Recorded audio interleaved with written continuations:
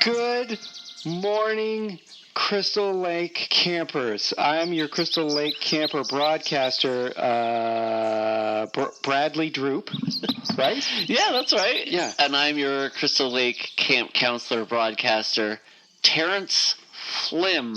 And if we sound slightly less energetic, it's only because we've been at this job for about 20 years now.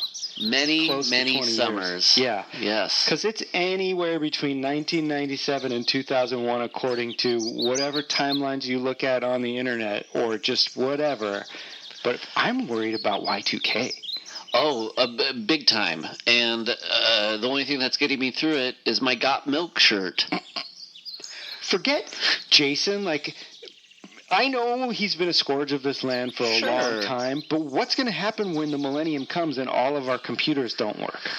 Well, I have to tell you, to be honest, I was not aware of the year we were living in until you looked it up on the internet and told me. So all of this... You didn't know from our very 2000s fashions? Oh, I'm sorry, yes, our metrosexual... I'm wearing silver boots with a ring around them. Yeah. It's just floating, like my boots have halos. I love it. Yeah, I mean, I guess we've been at this for a long time, but the fun is still flying, and we want people to know, hey, go back out there. Jason is officially dead. This time for sure, and here's how we know. This is Crystal Lake again. Mm-hmm. Now, for a while it was called Camp Forest Green, and some horrible shit went down. And I would never go to a place called Forest Green because that's where killers kill people, and Jason did his worst. So the fact that we are now Crystal Lake again means it's safe. It is safe. So get out there and I guess you can be a big snob with a pearl necklace if you want to be. You'll have no ramifications for that. You can wear a military jacket and write sci-fi, and I think have a pin on there that's from Robotech. Yeah, you can do that, and rest assured, you won't be murdered. No, oh wait, did you hear someone knocking? Yeah, I did hear somebody knocking. Oh, someone's coming into our broadcast Hey, chat. guys, it's me, Mike. I don't know, I hang out here sometimes. It's my birthday. My girlfriend's dragging me up here for some damn reason. Oh, happy birthday. Thank you. Yeah, Thanks happy birthday, Mike. I'm excited about it. I think it's going to be the best one yet. Yeah. And I'd love to just, move things on. Yeah. Well, it must be exciting for you because your girlfriend probably has some sort of surprise party. I mean, I hope so, because just me and her being in the woods together for in a cabin is going to be boring. But hopefully, there's a surprise party, and hopefully, our neighbors are cool. Yeah, like most surprise parties, eventually one of the neighbors kind of drifts over and joins the gang, and you just hope, you pray, you wish. You hope. Yeah, that's interesting. That'll be cool. Yeah, it'll be cool and just fun to talk to. I hope that maybe have a trick up their sleeve. The neighbor's mom doesn't have hair that looks like she's been in a speedboat all day, too. Mm-hmm. Yeah, I think we can hope for that. Cruise ball hairstyle. Hey, you're not worried or concerned about some of the whispers and rumors of the shit that's been going on around here, are you? Please, my chicken. Man, come on. This guy. Yeah, because we're not chicken either. And I know a lot of people who have died up here, but still, it doesn't bother me. Oh, really? But that was probably Camp Forest Green, because that doesn't happen at Camp Crystal Lake. Yeah, I only know it as the area. I just call it I call it Lake Town. Yeah. Well, you've heard it here first. This is Bradley Droop. And this is Terrence Flim. And we are so happy to be back. I know that here with Matt. Yeah, that's right, with Mike. It's his birthday. It's birthday Mike. It's birthday Mike. I'm sorry. It's because we're talking into Matt's. Oh, you're right. I thought your name is Matt, but now I realize your name is Mike, which is the thing I'm not talking into. Yeah, the matrophone. Yeah. Okay. Listen, we gotta run. But as always, we'll be back tomorrow and throughout the years, no matter what year it is. I'm sure there's no way. I know we're close to the year 2000, but we'll never go much farther than this. Never. Certainly not into the far distant future. Not in the far distant future or the far distant reaches of space. Or hell. We'll catch you later. Yeah, have a good part 7, everybody.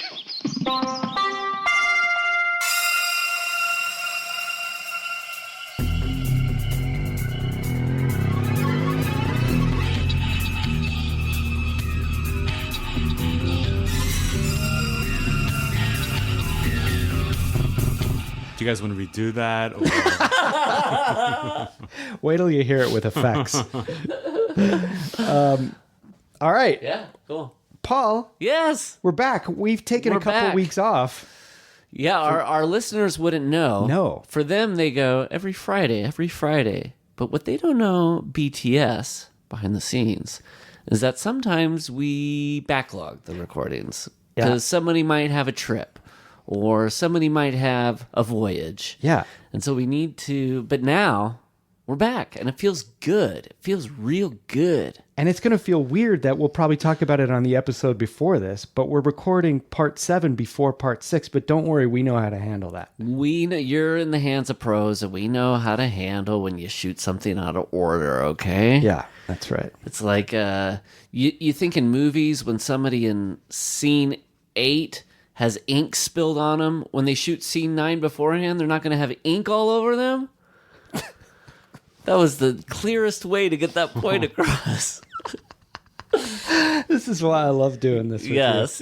It's good to be back. It's good to be back. And we've brought someone with us. Yes. A dear friend who specifically reached out and said, I need to be... When we first announced, when we just...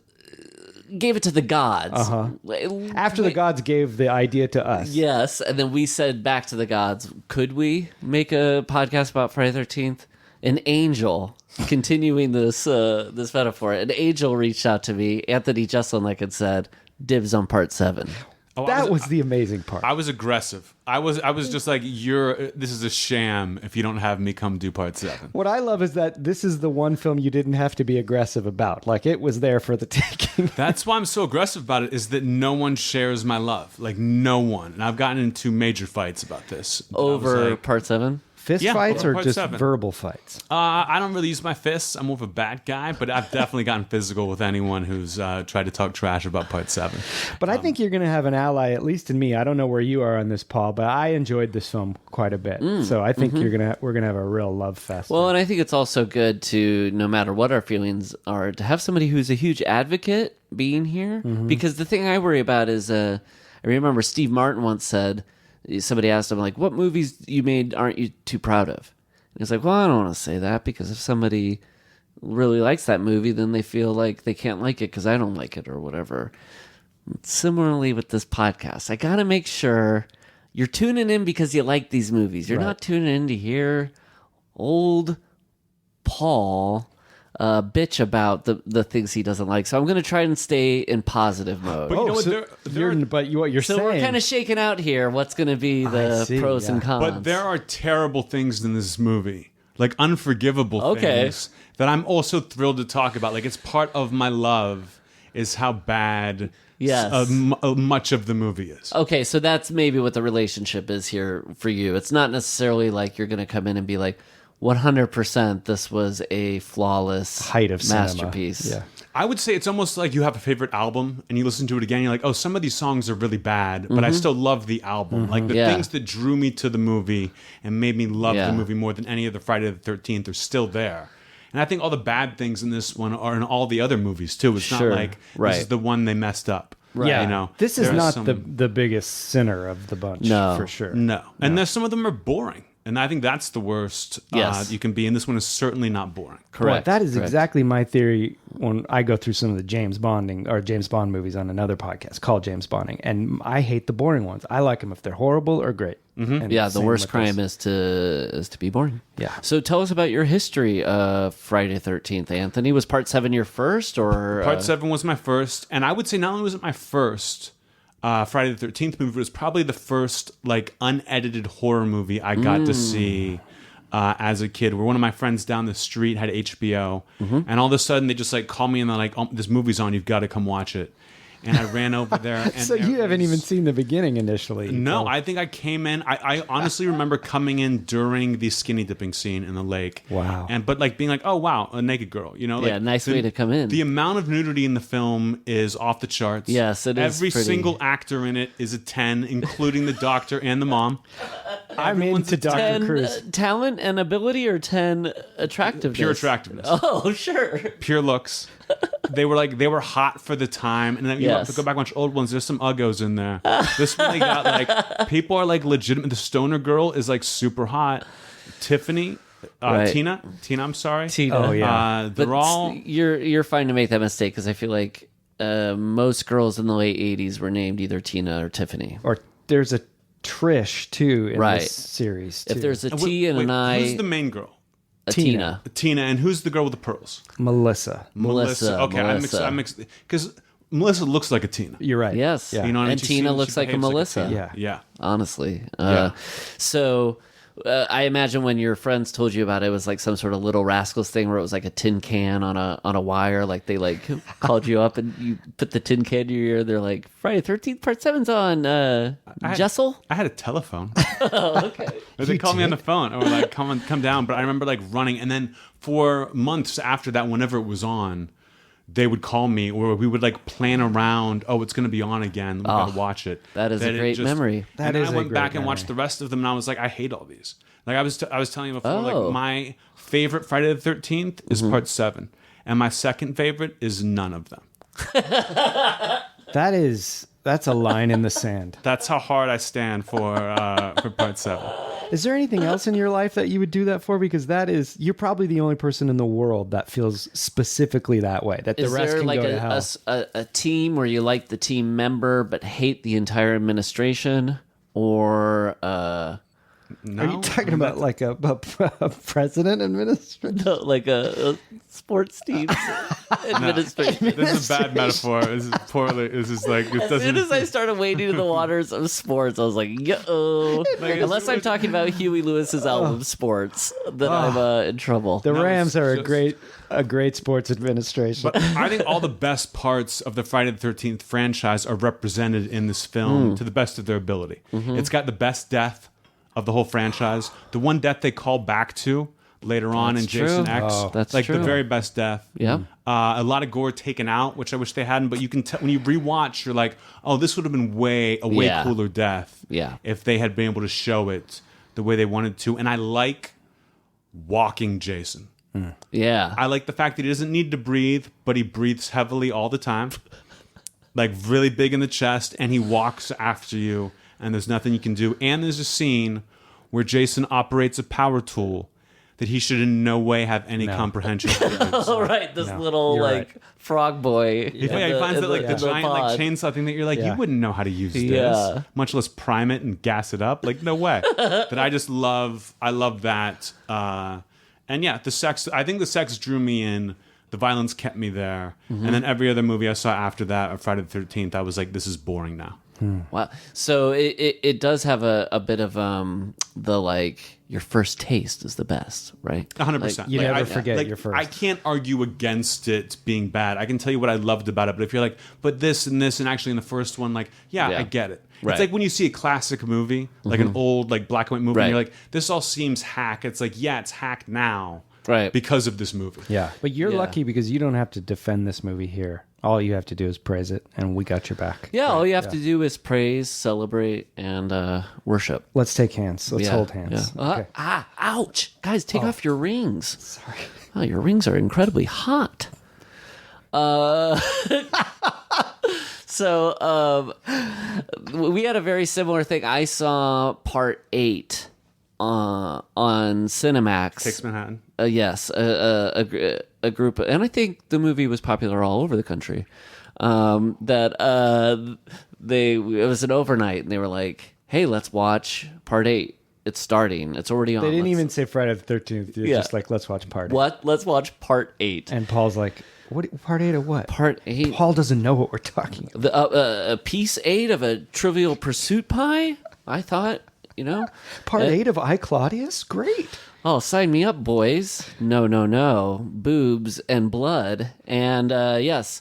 So I had it's interesting because we both saw what many would consider lesser works in the franchise on premium cable with friends who invited us to come over. So I think that is partly part of the fun of it. It's like, surrounding all of this was my friends asking me to come over and look at nudity together. Yeah. That alone would be a great memory. Although Part 8 is straight garbage. Ooh. Are you talking about the toxic waste? Or are you saying I'm talking about it's straight toxic waste? That's not good. But I'm talking about Jason Takes Manhattan. I'm all excited. The commercials are Jason in Manhattan.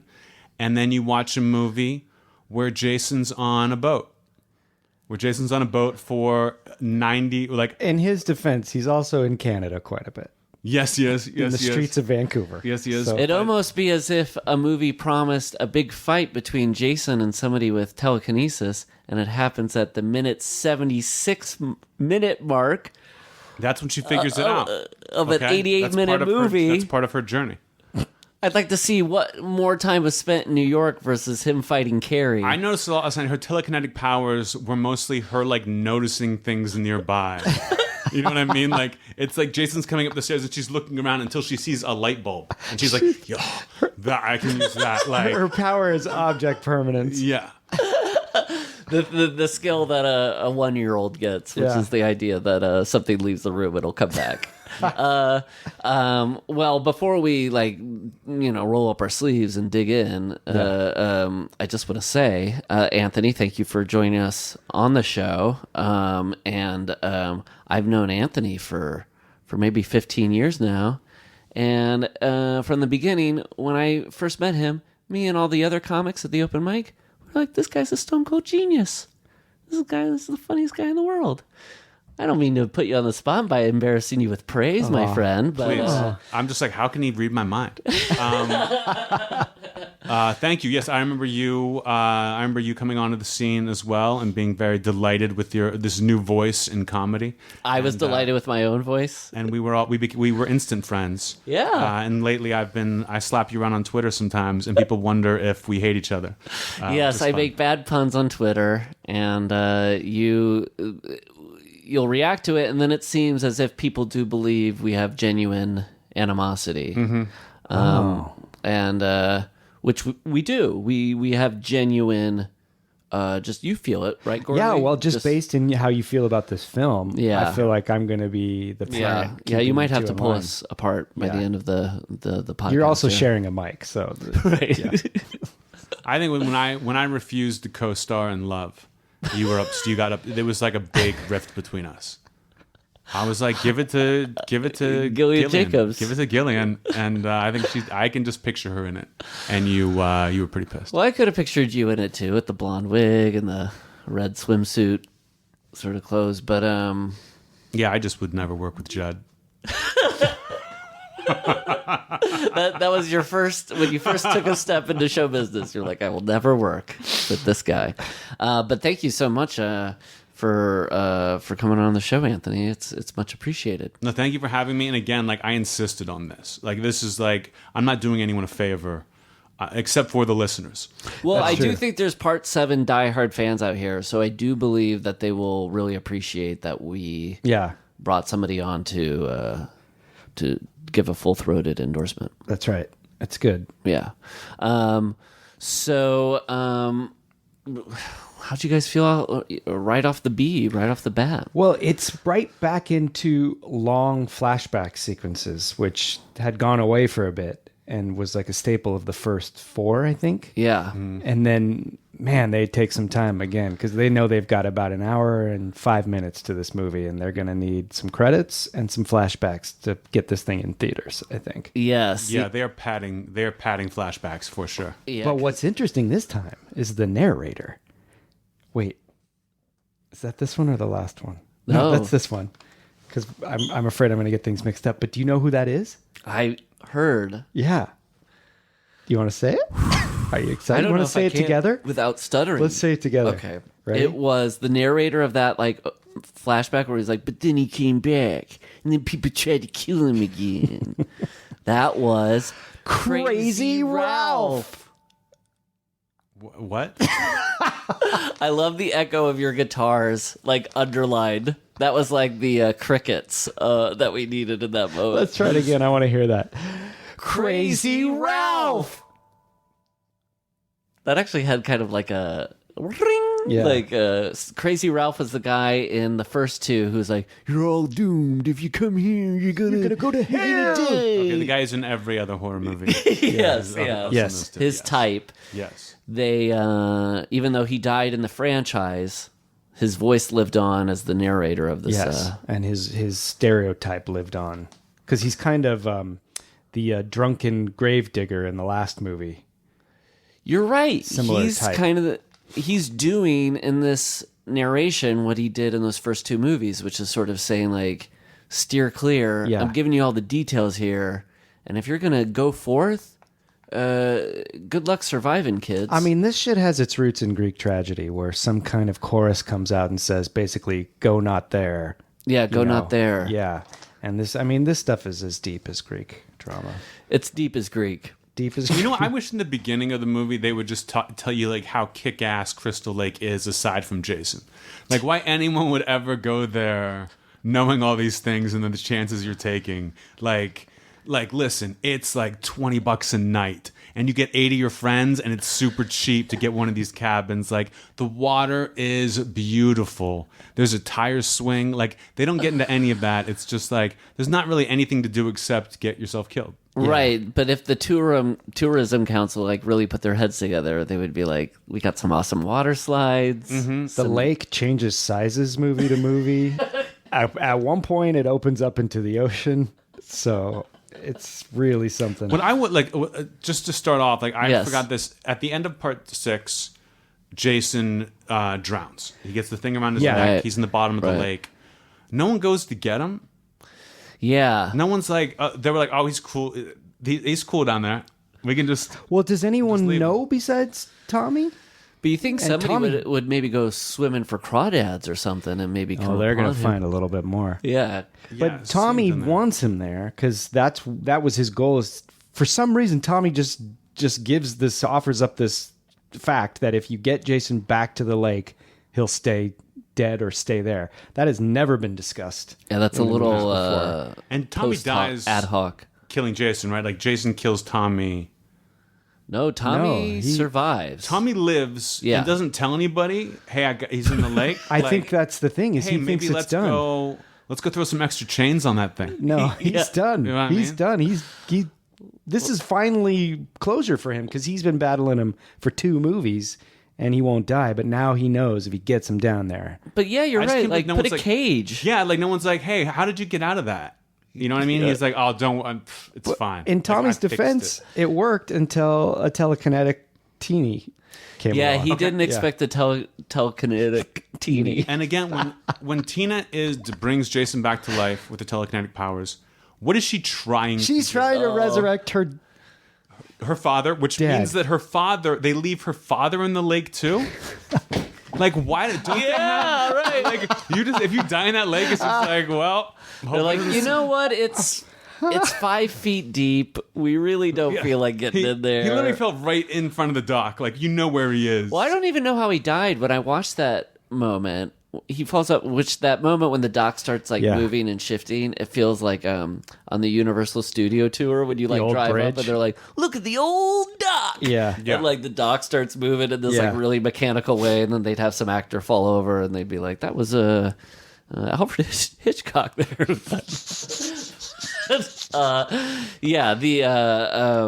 How did he die when he fell off that? Do you think he drowned or he hit his head? I believe he hit his head and drowned.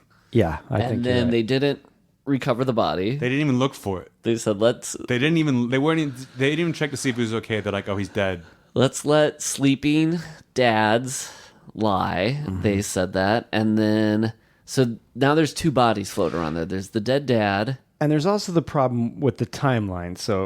Yes. So this thing with 8-year-old or young Tina happens not long after the end of part 6 where Jason's chained down there. Because they show him there, right? Yeah. Yeah. So that's why this movie takes place near the year 2000, because she's got to age ahead to 2000. And it's crazy. So there is a good 10 years where life at Crystal Lake is just fine. And also, it doesn't seem like Tina and her family seem to know about Jason until they find the news clippings, right? So if it was 10 years, Yes. it's sort of like 86 to 96, which I'd say like 6 of those years, America was doing pretty good. Oh, yeah, so the I'd Reagan like to, years? Yeah, or Yeah. you end of the Reagan and Into the the HW, Clinton. then beginning of the Clinton. Yeah. Like, I think everybody was doing all right. So I'll even buy. And the Bush years, too. Yeah, so maybe that whole Jason, the telekinesis thing happened in 86, 87. The dad dying. Yeah. And then the Jason coming back was like 97, right around when the Lewinsky stuff was going down. It was sort of like, hey, if you kind of poke around, some shit's going to start bubbling up, whether it be Jason. So she's Kenneth Starr. Yes. She's Kenneth Starr as she's making Jason / Monica Lewinsky emerge to tell tales And out of school. It's very political. wow. Oh, and you felt that, right? When you watched Part 7, you were like, this is the most political film of its time. Honestly, I didn't really get it until I reread the Constitution. And then I went back and watched it a second time, and I was like, oh. I didn't get it till I reread the novel, because I think there's more in the novel for this film. If you know? read the novel and the Constitution side by side, they actually link up. There's a lot of parts that make sense, and there's a lot of references to Jason in the Constitution. Right. And the preamble to the novel, too, is really... We had to memorize that in grade It's school. why it's so important to have guns. Oh, yeah. because of the constant Did we threat say of that at the Jason. beginning? All three of us are very pro-gun? Huge gun nuts. Yeah, Yeah. yeah. So, Huge. Huge gun. Huge. All right. Honestly, I've got them all. Yeah, you brought them to got this one- recording session. I got one- saw. I got You have one of all each. guns? I got one of each. Every gun. Wow. Yeah. That's every man's dream, man. You're living the life. Yeah, you never know what the situation's going to call for. Where do you keep them? I lose track all the time. I have no Of idea. your guns. I have no idea. I'd love to see the they're- rack they're that would around. hold them. I never got into the rack game. So they're just kind of loose on Are they the floor. stacked I up kind of like have to just TP carry 'em in my arms poles? like firewood. You know what I mean? And then like a bag over my shoulder. Well, they're like firewood. They can be used. Parts of them can be burned. Parts of it can be burned Yeah. That's exactly how they're like firewood. and used to keep us safe and warm. Feel safe and protected. Thank God I'm here to get this podcast back on track. Thank you, Anthony. Thank you. welcome. Thank you. So the very beginning, we got a new Paramount logo, guys. Oh, that's right. You talk about this. I'm gonna add to the timeline on the window. Yeah, because the one in Part 6 is that old Blue Daddy, but the beginning of Part 7 is straight up Coming to America Paramount Pictures logo, where the stars come in underneath the screen and they take a little dial up around the mountain. It's a little more slick. And so when I'm watching this movie, it feels like, hey, Friday the 13th just taking a bump. Yeah, it's getting up there. Maybe there's going to be some superpowers, and there are. Yeah, the super, because that's what they call them in the movie, right? They call them powers. Don't they call them powers? Yeah, I think the Doctor refers to them as powers, gifts. I don't. Yeah, they never use the word. I kept writing down telekinesis. They don't use telekinesis, but that's not what it is, because she also has visions yes. of Jason, and that's not. She just has powers. She has telekinesis and is ESP. Because her father was a drunk who hit her mom, but was still a good guy. Yeah, that's the great Who part. needs redemption at the end? Well, I love that basically he uses his character flaw of domestic violence to best Jason at the end. Like he comes back and Yes. I used to use my fists to destroy flesh, but now I use it to destroy docks in order to come up and pull down zombie The Jasons. first time I saw the movie, I thought it wasn't the dad. I thought it was the guy from Part 6 coming out of the water. Like, he and Jason had died together. You thought it was you Tommy? thought it was Yeah, I Tommy? thought it was Tommy coming back. aged into a middle-aged man. I like that. Yeah. It's pretty quick. Yeah. I mean, Yeah. the dad obviously is ageless when he's under there. It doesn't change. Right. It's still with same clothes. Oh yeah, looks that's fresh. stuff. I mean, it's all oil down there. He wish looks I great. But had that apparently, they treatment. shot a sequence with him with kind of decomposed makeup, and it looked silly, and people couldn't tell who it was, so they just put a little mud Yeah, it was on a big him. fight between the director and the producer. Right. She was like, "Oh, it's too," and she also didn't want Jason to be so maskless all the time. Yeah. And both of those arguments, I feel like the director of this was a old special effects guy, like makeup effects, and both of those arguments seem to be come back to a guy. If he was like a car lover, he would be like, hey, why aren't we putting a Ferrari in the shot? It's like, well, it doesn't really call for it. Yeah. But like that he wanted Jason's mask to pop off so you could see his gross face. Yeah. And that the dad, when he pops up through the dock, the dad through the dock one does make sense. If he was a little bit more chewed up, it would make some sense, right? See, I think if he doesn't have any no makeup at all, means it might be something supernatural. Like otherwise, it's the actual body of the guy that they just never bothered to get, who she's brought back to life for a couple seconds, so he can go die again. Yeah, and that's it. We don't know that he dies. Like, he could just take Jason back down there and go to sleep, or just walk out of the lake. Like, to go apply what for I a miss. job. Yeah. Does your mom still miss me? Does she miss me? Can I come home? Yeah. Does she like the smell of moss and dampness? It would be great if at the end he just came out of the water and was like, "You got anything to drink?" Never learned his lesson or anything. Yeah. Same dude. Yeah. Where's mom? Mom's dead. Good. Yeah, the him coming back at the end is it is but her bringing Jason up by trying to bring her dad back. That's what we were talking about, right? Yeah, or was she just concentrating on the water and freaking out, and that's what happened? Or was she literally trying to bring her dad back from the dead? Because before, that bitch can't even move a matchbook across the table without somebody getting in her face. How is she like, I'm gonna bring my dad back from the dead right now? This is what I love about I feel like she must have been freaking, just out there, remembering it, freaking out. And Jason just comes up. She's not trying to do anything. But she just does it. I love that there's an ambiguity there of, is she just vibing the water, which inadvertently brings him back to life, or does she want to bring her father back to life and she's trying to do that, but it brings Jason back to life? And we're having to decide that, but you can bet that the filmmakers were like, never thought about it. Didn't care. No. Yeah. And we're putting this meaning into it. And it's ours. We can do that. That's right. Yeah. 3 people in South Pasadena in 2018 are thinking about this, but the filmmakers, when they were on set, were like, no. But do you think they built it backwards? Do you think they were like, we got a girl with telekinetic powers fighting Jason? Or were they like, he's at the bottom of a lake, how do we get him out of there? We had lightning strike the coffin in part 6, that made sense. We can't have lightning strike the whole lake. What do we do? What if someone has telekinetic powers and messes with the vibe of the lake? Wasn't this originally going to be Freddy versus Jason, and then they couldn't do a deal between the two studios, so they kind of tweaked the script to keep some supernatural element, and then that's how the script was born? Yeah, they were like, well, we can't get Freddy, so let's do another sort of... Someone with a power. Yeah. And they kind of said, let's basically do Carrie. Yeah. But I like that, actually, her coming out and just being filled with teen angst. Yes. Yeah. Is the thing that brought Jason forth. Because her having the worst doctor ever. Yeah. Who was just pushing her, and then she kind of snaps there.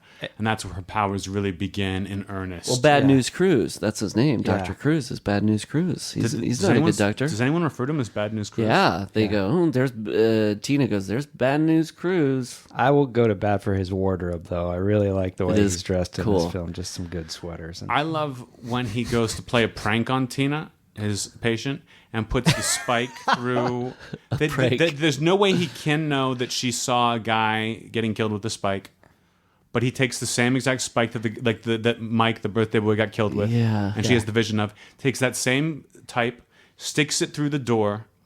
Tina freaks out, calls her mom and the doctor. They come out. There's no spike there, but there is clearly a hole in the corner of the thing where the spike was, where nothing else could have possibly been. And everyone's like, see, there's nothing here. And you're like, but there just was. You can see it. You know what I mean? It's I feel like I felt like I cut myself. And you're like, where's the knife? And it's look at the blood. Is this you can see it. And they just ignore that whole thing. Is this the goof that you said that this movie has? No, the goof is in that same moment when she's yelling at the doctor and he's trying to get her to before she runs away, she throws a TV across the room. Yeah. There is no cord on the TV. Is it lit up though? Is this No, it's not lit up at all. But there's no literally Right. the TV would not be able to function in real life. But it would have looked ridiculous if the cord was kind of dangling around. An already ridiculous image would have been made more ridiculous with the TV cord. But I'm surprised the special effects director didn't have the cord in, and then it gets pulled out, and there's some sparks and it's more some added dynamic. sparks. Yeah. Who would have want that? Yeah. So she gets killed. Oh, the flashback that you were talking about, that was like, I guess, a teaser trailer that was made specifically for part 6. The opening, like where they're coming down. It feels like that. And then they were like, asked the director of part 7, put that in the movie. And he was like, I don't want to, because that's a teaser trailer for part 6. We think it'd be good. And it does work. Yeah. But like, you can YouTube not you, but like somebody could. Like, I could. The part 6 teaser trailer is the exact same thing, but then they add like little extra blips of. I was going to say it. I wrote that. It felt like a trailer. Yeah. And I think his voice is added. I think Crazy Ralph's. I see. Yeah. By the way, I have a little TV moment. It's not as good, but is it the dad that drops his beer and it shatters on the carpet? Yeah, no, it's Tina. Tina drops Tina. a beer Oh, yeah. and shatters hard on a carpet where there's no way. There's no way that shatters. I love that. That's some sharp carpet. I feel like this is some Sharp it. real carpeted rooms. Like this, it's funny because it matches up most when like I sort of logged on memory wise, like in my life where it was like 87, 88 is when I'm like memories really start coming in. My sisters had all these haircuts and they are only represented in film for like a 2-year period, which is kind of the like over permed, over hairsprayed, like blown out crazy. And then like the kitchen cabinets are so of the time. Yeah. And then these like carpeted hallways and you see people's feet walk across a carpeted hallway. The best thing in the best teen example of what you just done is when the one girl's like tells like the ugly one or like the ugly duckling you need a makeover, you need a little makeover. Yeah. And the girl goes directly upstairs, puts on lipstick, changes her hair completely in like the ultimate 80s like ideal, and then looks in the mirror and says, and I wrote this down. Oh, yeah. Needs a little touch up my ass. You just gave yourself. You just spent half an hour giving yourself a touch up, and then says needs a little touch up my ass. Like you're saying that to the mirror. Like you know what you just did. The quote that I thought was pretty ridiculous was when they refer to Tina, Melissa does, and she goes like, let's go over and see Marilyn Munster. Oh, And I'm yeah, like, yeah. Marilyn, that's a compliment. Marilyn Munster know. is the normal one in that family who's blonde and pretty. Yeah.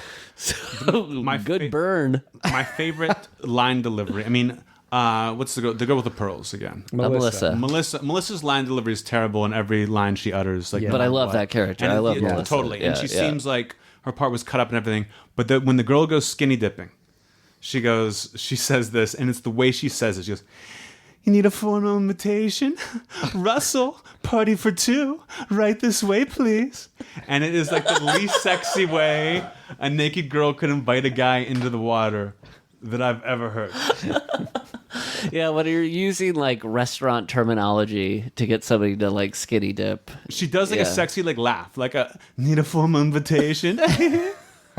It's probably just shivering out in the cold, right? Yeah, one guy's wearing a sweater and she's just like naked in the water. Yeah. That happens in all these movies when they go skinny dipping. Like, it's freezing, and the girl always goes out by herself first, and it would never happen. No, and it's the first skinny dip since part 4, right? Like, there was no skinny dips in 5 and 6, and 6 has 0 nudity altogether. Right. So when they throw us in the deep end to when there are 3 couples in this movie simultaneously, one's making out and 2 are having sex. Yeah.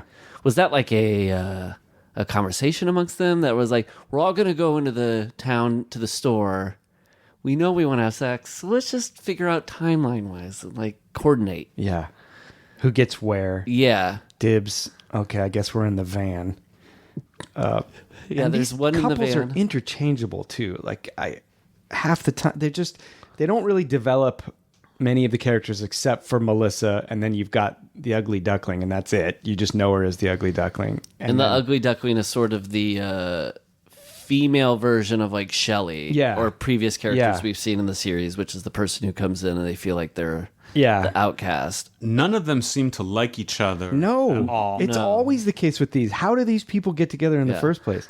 And there's Eddie, who's kind of like another Crispin Glover. Are they kind of going for that, the sci-fi guy? But there's even like a weird subplot with the black couple. Yeah. Yes. Where you don't know why they're fighting. No. And then he like sits next to each other and he's like, "I love you, you big jerk," and he's like, "Ah," and then they're fine. I was trying and they to go figure out to the Van de Bone, but there's like, why was that? You giving them depth, like giving them something to do? I think so. It made very little sense. Well, there's a hunk in the movie where they do try to give everybody depth and like dimensions, and I appreciate that. But this was the first time in these movies where I was like, "Oh, I don't really care. They're giving me this information, and it's not like engaging me. Like I just kind of feel like,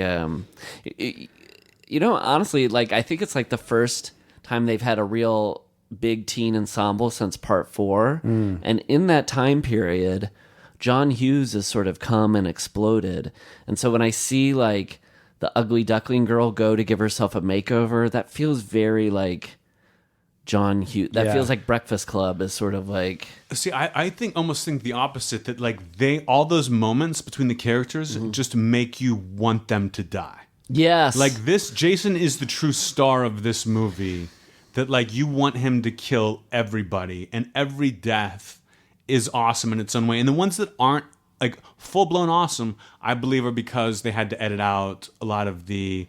Like when Jason gets like the weed whacker thing. Yeah, I mean that's gets the big to the one. guy, and then lightly rubs it across his stomach once. Yeah, and then leaves you like, that's not what happened. No, and it's not even a weed whacker. It's like a log saw on a weed whacker. Yeah. What the hell is that thing? And it lightly just kind of like grazes his sweater and starts bleeding. And yeah, I agree. He is the biggest bastard through the whole movie.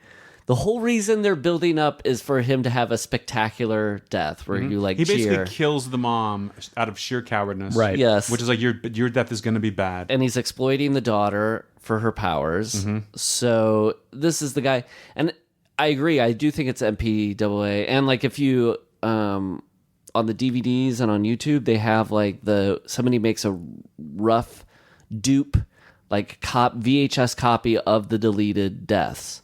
Oh, wow. These are legendary because I think they only existed in a Swedish version of the movie or something. Really? Because all the footage got cut and then lost. Yeah, and they are awesome. They're so good. They're really good kills. Ooh. And so I agree with you that it is like in that scene, I think they are building up to...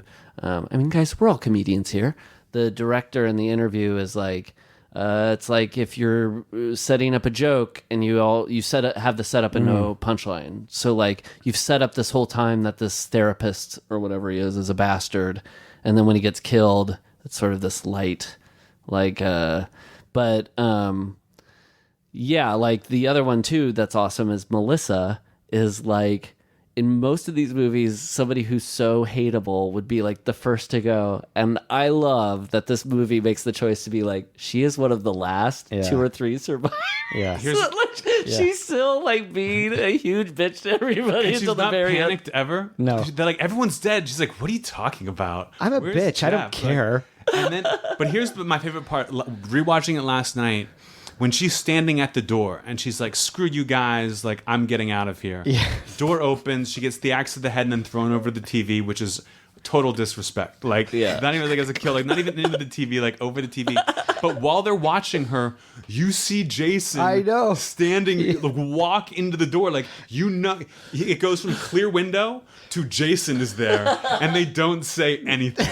They just open the door. Let's interpret that. Are they just going like, let her die? Or no one's thinking about it? They don't see it. Like, they did not realize that it was going to be that visible. But yeah, it's not a surprise that Jason is standing standing at that door. Like, Well, I think they're doing that for the audience. They're showing you a moment of like, ooh, he's there. I think it was literally a movie mistake where, like, Really? if you just open that door and he's there. If you just cut in between, like, you don't need him to walk. I know into the that's wide more shot. scary, but I think they're trying to scare you by going like, ooh, you see this shadow. Do you know what we're talking about? Yes, yeah. What do you right think when it is? when she comes over to the door. Yeah.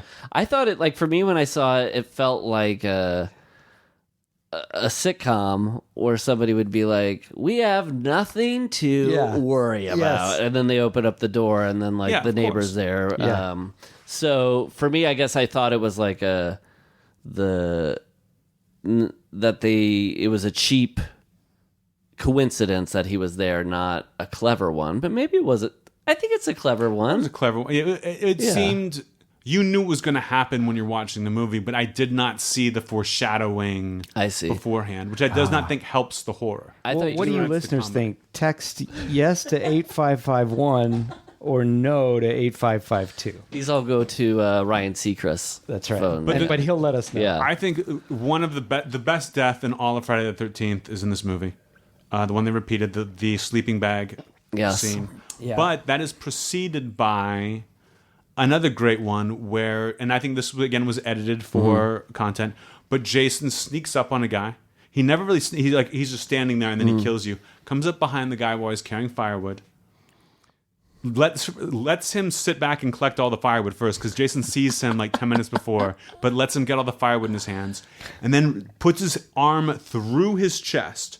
Like literally rips out his heart with his hand by putting it through his chest, and then reaches around and snaps his neck after that, which I think is hilarious. Like the arm through the chest is merely a leverage move. Yeah, so he can grab his neck and break his neck. Like that's. But then when he takes the girl in the sleeping bag, and like the annoying girl, like her character is that she's annoying. She's kind of a tease, but not really. She's gonna give it up. Takes a sleeping bag. And then just that one big swing against the tree, and whoever was the sound guy that day nailed it. That day, because I've heard that there were like he hits that tree a bunch of times, right? And they were like, no, you can do it once. You get one, and hit. That sound is amazing. And when she hits the ground and you see her face and she's dead, you're like, I believe that. Yeah, and it is the best. And I think you can see in this part of the sleeping bag, it is like bloodier from the previous like whackings thing. And that reminds me actually when I was thinking about the death of the big baddie doctor guy. I don't understand having to pull back on the gore for him because they have built him up as such a bad guy.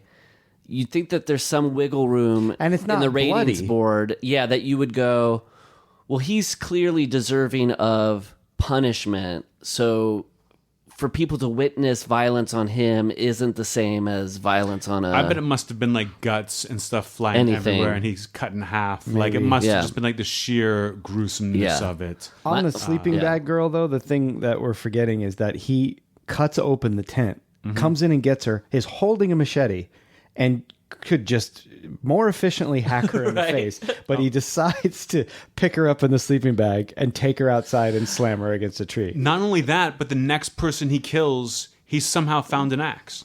He does not use the machete again for quite some time. Right. No, he uses a lot of different tools. Well, because he has that tool shed that he seems to be able to kind of like go back and forth to. And well, let's not forget that he also uses a party horn as a weapon. Yes. In this. A fucking party horn. Yeah. Do you think he's just kind of got like, like when somebody's writing a novel and they have every sort of pour open to like every observation and characteristic so that they can use it, that like Jason's always looking at everything like, could I kill somebody with that? So he sees like a party favor and he's like, I got to remember that. He's writing his script in Party City. And he's just walking down the aisle. He's like behind the van. He's like, what can I... No, that's stupid. I'll put a little blow dart in there. Put it in her ear. No, I'm going to hold it and I'm going to jam it right in her eye. Like, jam it in her eye. That makes... Yeah, of course. What was I thinking? Of course. Yeah. My favorite of the... that would be great. I would love to see like a scene of Jason shadowboxing. Oh, getting Jason, ready? like getting ready before the movie. A little montage getting with some training. good music. Yeah, that'd be good. And some sweats. And then like doing pull-ups. Like setting all his implements and tools out like an outfit. Like right, like and shining them, getting them like before Travis Bickle like goes out to like Rampage. So you see a weed whacker, a machete, an axe, and a party horn. Well, he has his own cue. Where somebody comes up to Jason and is like, you'll want to use this party favor. Do you like my accent there? I do. My favorite of the censored murders are the character Ben, who they're the ones having sex in the van. Mm-hmm. Gets his head crushed. He gets his head crushed, Yes. like pulverized. Yeah. And if you watch the deleted version of it, it's like a Nerf ball being squeezed, and instead of water coming out, it's blood. So he's just like mashing his head, and blood's like. It's the sound Ben makes is like, it's not like an it's like like he makes a noise like a whimpering dog that haunted me. It's like the worst. Yeah. Like, it's the worst like audible death where you were like, oh, that guy really suffered. Because you would rather have it be like, oh, he screamed in torment. The fact that it's like this sort of like sad. I'm giving up. It's like no, it's like it's just the noise itself is so pathetic. You're like, oh my god! Like the other death that haunts me in Friday the 13th. Jason goes to hell. Jason kills a girl, puts a pipe in her stomach, and she goes no. And just the fact that she said no, like haunted me. Yeah, like a no before you die gets me. Most people don't get the option. Yeah. Here's the uncut death. So let's take a quick look here. Okay. One of the first and only times you can ever hear my voice. Because it was before all that. And the thing is, that wasn't live. We put that in later because we were. So this is called Friday the 13th, Part 7, Deleted Deaths. If you guys want to watch with us on, make it effective. This must be Kane Hodder talking with the director or something. Oh, Kane Hodder talks about his role as Jason. It's so when it's missing. But now here you're going to see a fairly graphic demise of Mr. Bill Butler. Whip pan as opposed to the 3D shot that is now in the movie. Now he crawls for a while. And of course Jason just sort of saunters over. Jason never runs, by the way. Certainly not. It's Kane Hodder making the rules up. And picks him up. Oh, yeah. Now, a bucket of blood sliding out of his mouth and sloop slides right off. Wasn't that attractive? Now we're going to kill the woodsman. And here you actually see the arm go all the way through and then crack and then slide it back out. Now, see, just those few more visceral moments make all the difference in the world. Now here's the original one. I believe it's 1, 5. 2, sleep bag The hits. slow motion. You see a little blood. Oh, they went to slow motion. Oh, I think it's much better the way it is. Yeah. Very heavy, It's like very Indiana tired by Jones this shooting the point. guy. You know what I mean? It's Yeah. like you think it's gonna be a big battle, and it's like boom. No. Oh, 6?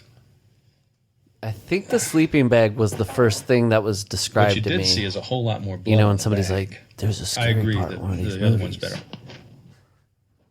Guy hits a girl. with a Here sleeping comes the bag. geyser of good. It's what we call relevantly the coochie face.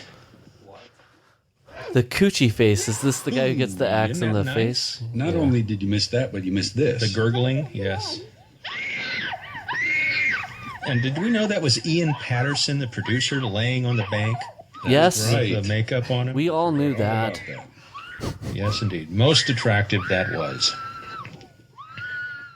Watching these without I love this sound and score is interesting. Doesn't even need music, does it? Oh.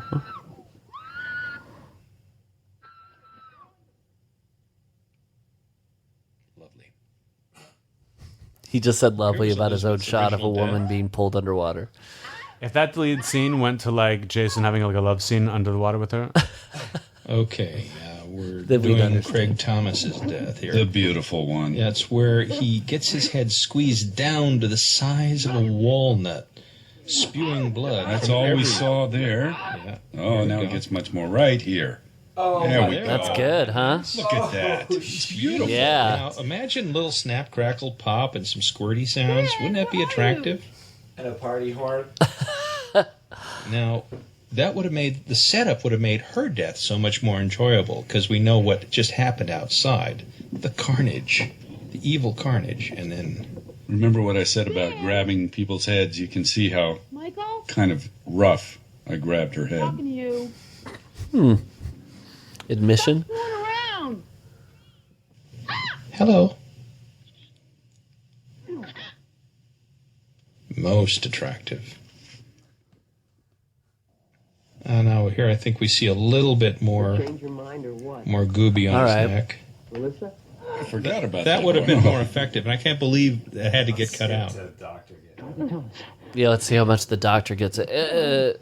We haven't mentioned it. It's the guy from Weekend at Bernie's. So to see him be killed, do you think this is Bernie's backstory? Of course, that's not cut as well as it could be, but you see This kill. Here we go. Oh boy, this guy's always had a lot of guts. this guy's the crypt keeper. That's nice, huh? What a bellyful. Now, with the appropriate wet, smushy sounds, that would have been very effective, I think. I know it's still not that good. Here comes Jennifer. They could have done more. Little whack in the head. Oh, when they throw Yes. Melissa, watch Well, the in stunt fact, if man. you That's remember, pretty I actually great. took a real axe and went into a piece of wood. Yes. All the cuts and all the gory death scenes were all but deleted from the Oh, so I think maybe this is the dad in other makeup. Still a threat. It was No, so it's that the you alternate knew ending. that he was still facing trauma. But I wanted ultimately, when we shot the movie, there were things that I wanted more. No makeup on. No makeup. Wow. So that was a compromise that we saw. I guess. What did you think of that uncensored Ben death? That was pretty good, huh? The blood shooting out of his eye holes and mouth. It was good, but again, I got to tell you, I prefer like what I've seen. Do you know what I mean? Like I don't need to go back in your and mind, see. Yeah, it's worse. It was like it's your imagination. Yeah, kind of takes over. And Yeah. that's what was so terrifying to me. But just again, the sound he makes, which he makes in the unedited version, to that that was haunting. I wonder if that was on the moment or it was an ADR session where he had to come back and do that. You know? I bet the actor was like, I got 3 things to do in this movie. Let me try to make this interesting. Yeah. You know what I mean? I'll make a whimper. Yeah. Yeah. So let's talk about Kane Hodder. This is his first appearance as Jason, who many people love because he is kind of like the more linebacker Jason. What do you call him? He's just very involved also in the like lore of the franchise and the conventions and stuff. Sure. He's my favorite of all the people who've played him because one, he never runs, and it's the way he stands there breathing, like with these big chest breaths. Like he's just like, he's so psyched up to kill you. Yeah. Like it's like he's been listening to Pantera all day and he's just like fired up. Like, why are you even breathing at all? That I love Kane Hodder in these movies. Jason is listening to Pantera or Kane Hodder? I mean, definitely Kane Hodder's listening to Pantera, but it's like if Jason was just like had earphones in and was just like, it's like, what are you so excited about? Like, did you run here? You know, like you never see him running. He's just like breathing as hard as he can and chill. Right. I do like his moments of like stillness when he comes in are very scary. Like at the end when he starts facing off with Tina, I was like, I got some real chills. When you said that he was listening to Pantera, though, I imagine if this is taking place in 97, 98, it was probably more like the New Radicals. It was probably like, Yeah. I got the music in you. Don't let go. He's getting like pumped up. With one headlight. You guys can afford the rights to those? That's awesome. Oh, yeah. It's really we cool. pre-cleared them. We asked Jesse Dillon beforehand if we could use anything of him or his dad. Who's Jesse Dillon? I like Jason super. Jacob Dillon. Jesse Dillon is also a Dillon son who directed brother. How High. Somewhere. Oh. Yes. I did not know that. I knew somebody who had some connections to the Dillon family, and they went over for like a Bob Dylan birthday party, and they walked in on one of his sons showing Bob Dylan how to download his own albums on iTunes.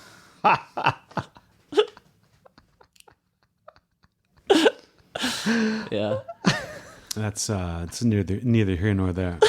That is neither there nor here. It's near there.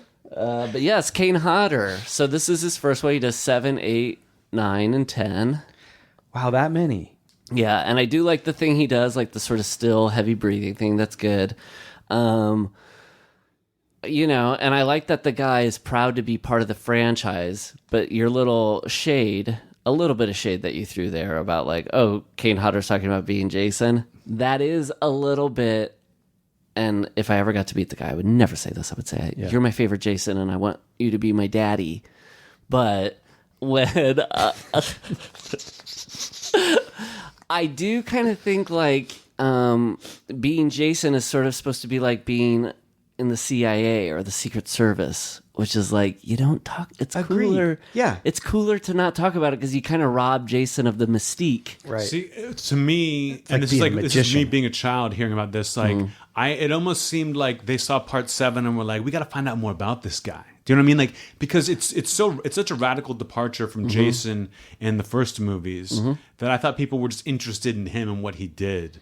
That I never blamed him for it. That they think that was the public? Bitter, I was like, I think it was more likely him getting out there. I'm sure it was, but at the time it seemed to me organic. Oh, right. But now I'm 100%. Well, now also that he was the first repeat Jason would automatically make he'd be more interesting to. Oh, you've played Jason in 2 movies, 3 or 4. Yeah, it's never happened before. Right. But this is the scariest Jason. Like when the way they shoot Jason in this, with like the spine showing and the chain still around his neck. I like that stuff. Those walks, I'm all about it. I agree, and I also thought I was thinking about it because everybody kind of says Kane Hodder is the first primal Jason that everybody thinks of and everything, but the editor is also Jason in a lot of ways, and the director, like how they portray him and how much they show and when they cut has a lot to do with the fear of Jason. And so maybe you get the right combination. I'd be curious to watch Kane Hodder in these next 4 films to see how it plays out. Another thing I caught, maybe you guys did too, I feel like, because there's the famous shot of like, like it's, they started in Halloween, like from the killer's point of view. It's like Jason chasing the person. But then when they don't switch to the victim's point of view, it's like a low shot. Which I think makes Jason like it's the point of view, but it makes the victim seem so much smaller. Oh, like when he cuts through the tent and stuff, right? Like or if he's just like chasing them through the woods. Yeah, like they're running, and then when they show Jason coming after him, it's from a low angled shot that like their fate is never in doubt. He's like the Goliath. Kane 101. They're done. Yeah, that's good. Yeah, and I guess like.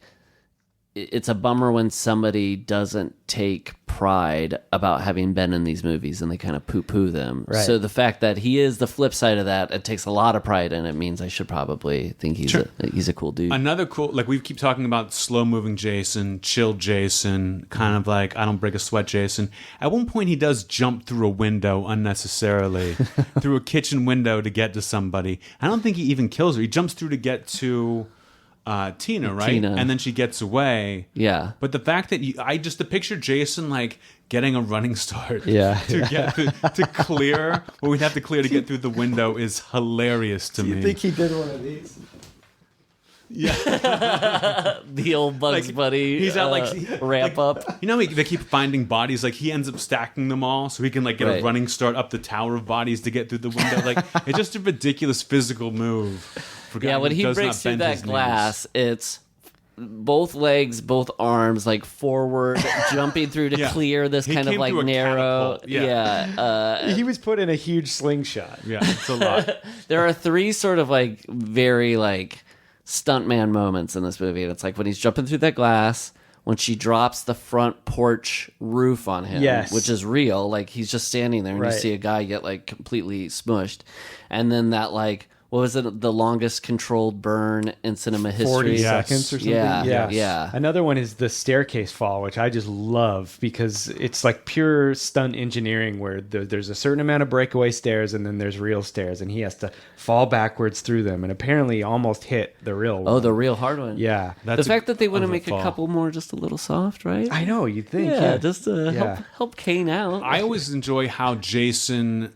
kind of accepts and questions these telekinetic powers he's fighting against. Like when the roof's about to come down, he's just kind of looking around like, what the fuck?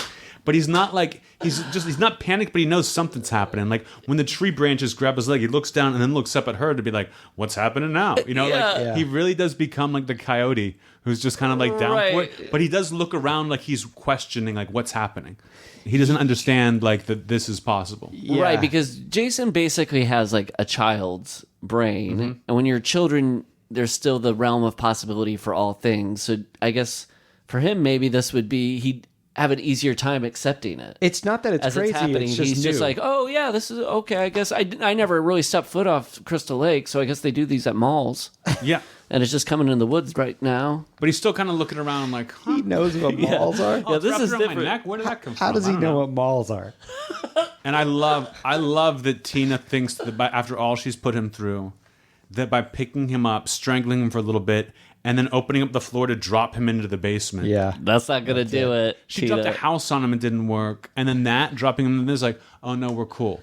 He's definitely not coming out in like 3 seconds to grab me while I sit next to this hole. You know what does phase him is just merely spraying gasoline. Spraying on him. gasoline is the worst thing you can do to Jason Voorhees. Like, No, it's not lit. He just doesn't And he like can't the move. pressure. No. He can't come forward through the gasoline to attack the person who's making it happen. You're just, well, it's not just Jason, it's all of us.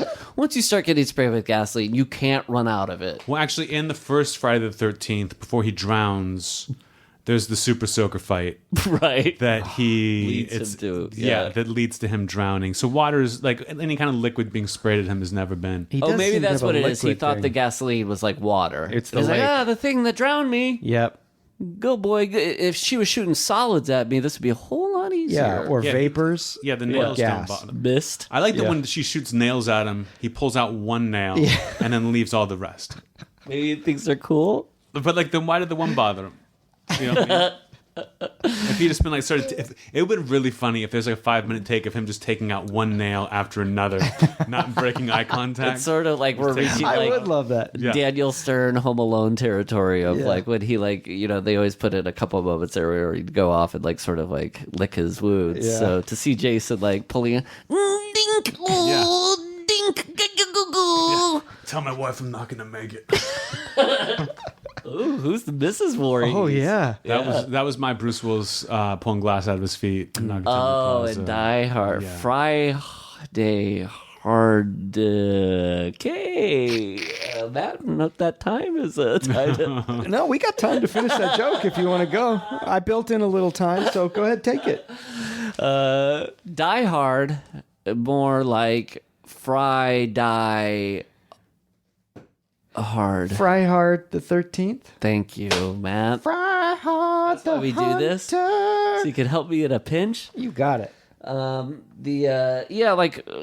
So the fact that, right, you're bringing up sort of Jason's kind of like bafflement / bemusement about what Tina's doing in this Yeah, like moment. he's clear he knows it's her, but he can't do anything about it. And he's just going to stand here and take it. Like, it's like professional wrestling. Like, you do your move on me. Right. And then I'll come up and try to do something to you. Probably try to throw you across the room, because that's what I do sometimes. He can do Breaking that. necks.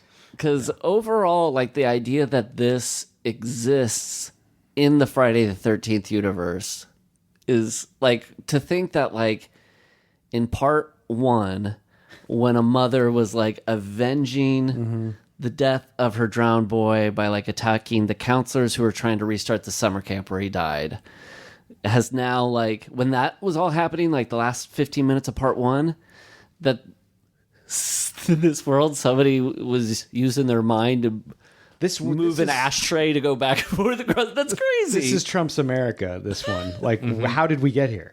You know, How this did is- we get to this point where I've watched 6 of these movies by this point? At no point did anybody have telekinesis, but I guess this is now that's part the of the thing. world. Because I think they clearly went, like, we can't just do another one of what we've done. We have to step it up a notch. Well, I think and that's once what I you start kind of like killing about him, once he comes back to life from a lightning strike, then it's like, oh, now all bets are off. We can Because, have yeah, magic in this world. he's We can truly a have, zombie like- now. Yeah, Yeah. we can have anything. Like, he doesn't make sense, so why does anything else? it. And it's this, like, supernatch versus supernatch. You've got... He's a zombie. We know that now. He can't be killed. So we got to give him, like, a balance of power or something. Yeah. Yes, you guys are right. That it's like part 6 was we've entered the paranormal. So now the person who has to take him down also has to have paranormal abilities. But like the thing that with their little fight was that like at no point does Jason get the upper hand in this the deck stacked against Tina. There's not a point where, like, I like the idea of, like, Jason's finally met a formidable foe, but it's not in the way that, like, there's ever a moment where you go, like, oh, Tina could lose this. She kind of comes in and just kicks his ass for like 10, 12 minutes. But that's why I think it's cool that you get enough deaths that you aren't rooting against her. You know, you're happy with watching Jason get ripped up by her. Yeah, right. Which feels very, like, when I was watching, I was like, oh, this feels like Freddy versus Jason, like the same sort of thing of, like, oh, when two monsters are battling, like that whole scene of, like, the cable going down or the electric cord wrapping around his neck and, like, lifting him up. I was like, oh, this feels like something the Fred man could do. Freddy Krueger. No, Freddy Krueger was straight kung fu, like, karate kicks. A lot of karate from Freddy and Freddy versus Jason, which I was surprised by. But you know what I mean? Like, she's just throwing TVs and couches at him. He can't defend himself. The stakes get a little lowered. Yeah, because she has such power. Well, because you do come to these movies to see a victim facing the ultimate danger and fear, and that is gone a little bit when she's can light matchbooks. But I'm sick of them, like, running away. It's always them just running and running, and eventually, like, maybe like they find some way to beat Jason. But, like, her being able to stand there and stare at him until, like, small things happen to him. Like, nothing ever, like, really big or that you would believe would kill him happens. Like, if that was, like, if they were like, that's the end of the franchise, guys, when she dropped the front porch on him, like, that was fucking it. Like, that, like, we had to just end the movie early. And we never made another one. Big Porch would be so upset and would try to stop this movie. They're like, they're letting this get out that our porches kill monsters? No way, man. Yeah, like, I do, like, I was thinking that as I was watching. I was like, oh, part of the excitement of this movie is watching somebody survive. I think that's probably, from the beginning, is what, for me, is the appeal of it. Is like, I don't know if somebody's going to get out of this jam, and when they somehow manage to do it, it's cathartic. And right, with this, it was sort of like, it's not about the catharsis of somebody who is an underdog. I mean, I guess she's kind of an underdog because she's getting exploited by her doctor, and her mom's not really sticking up for her. But she doesn't. When she kills Jason, I'm kind of going like, well, you're mad that he killed these people you just met? Like, I wish Jason had tried to, like, she doesn't even know that Jason killed her mom, right?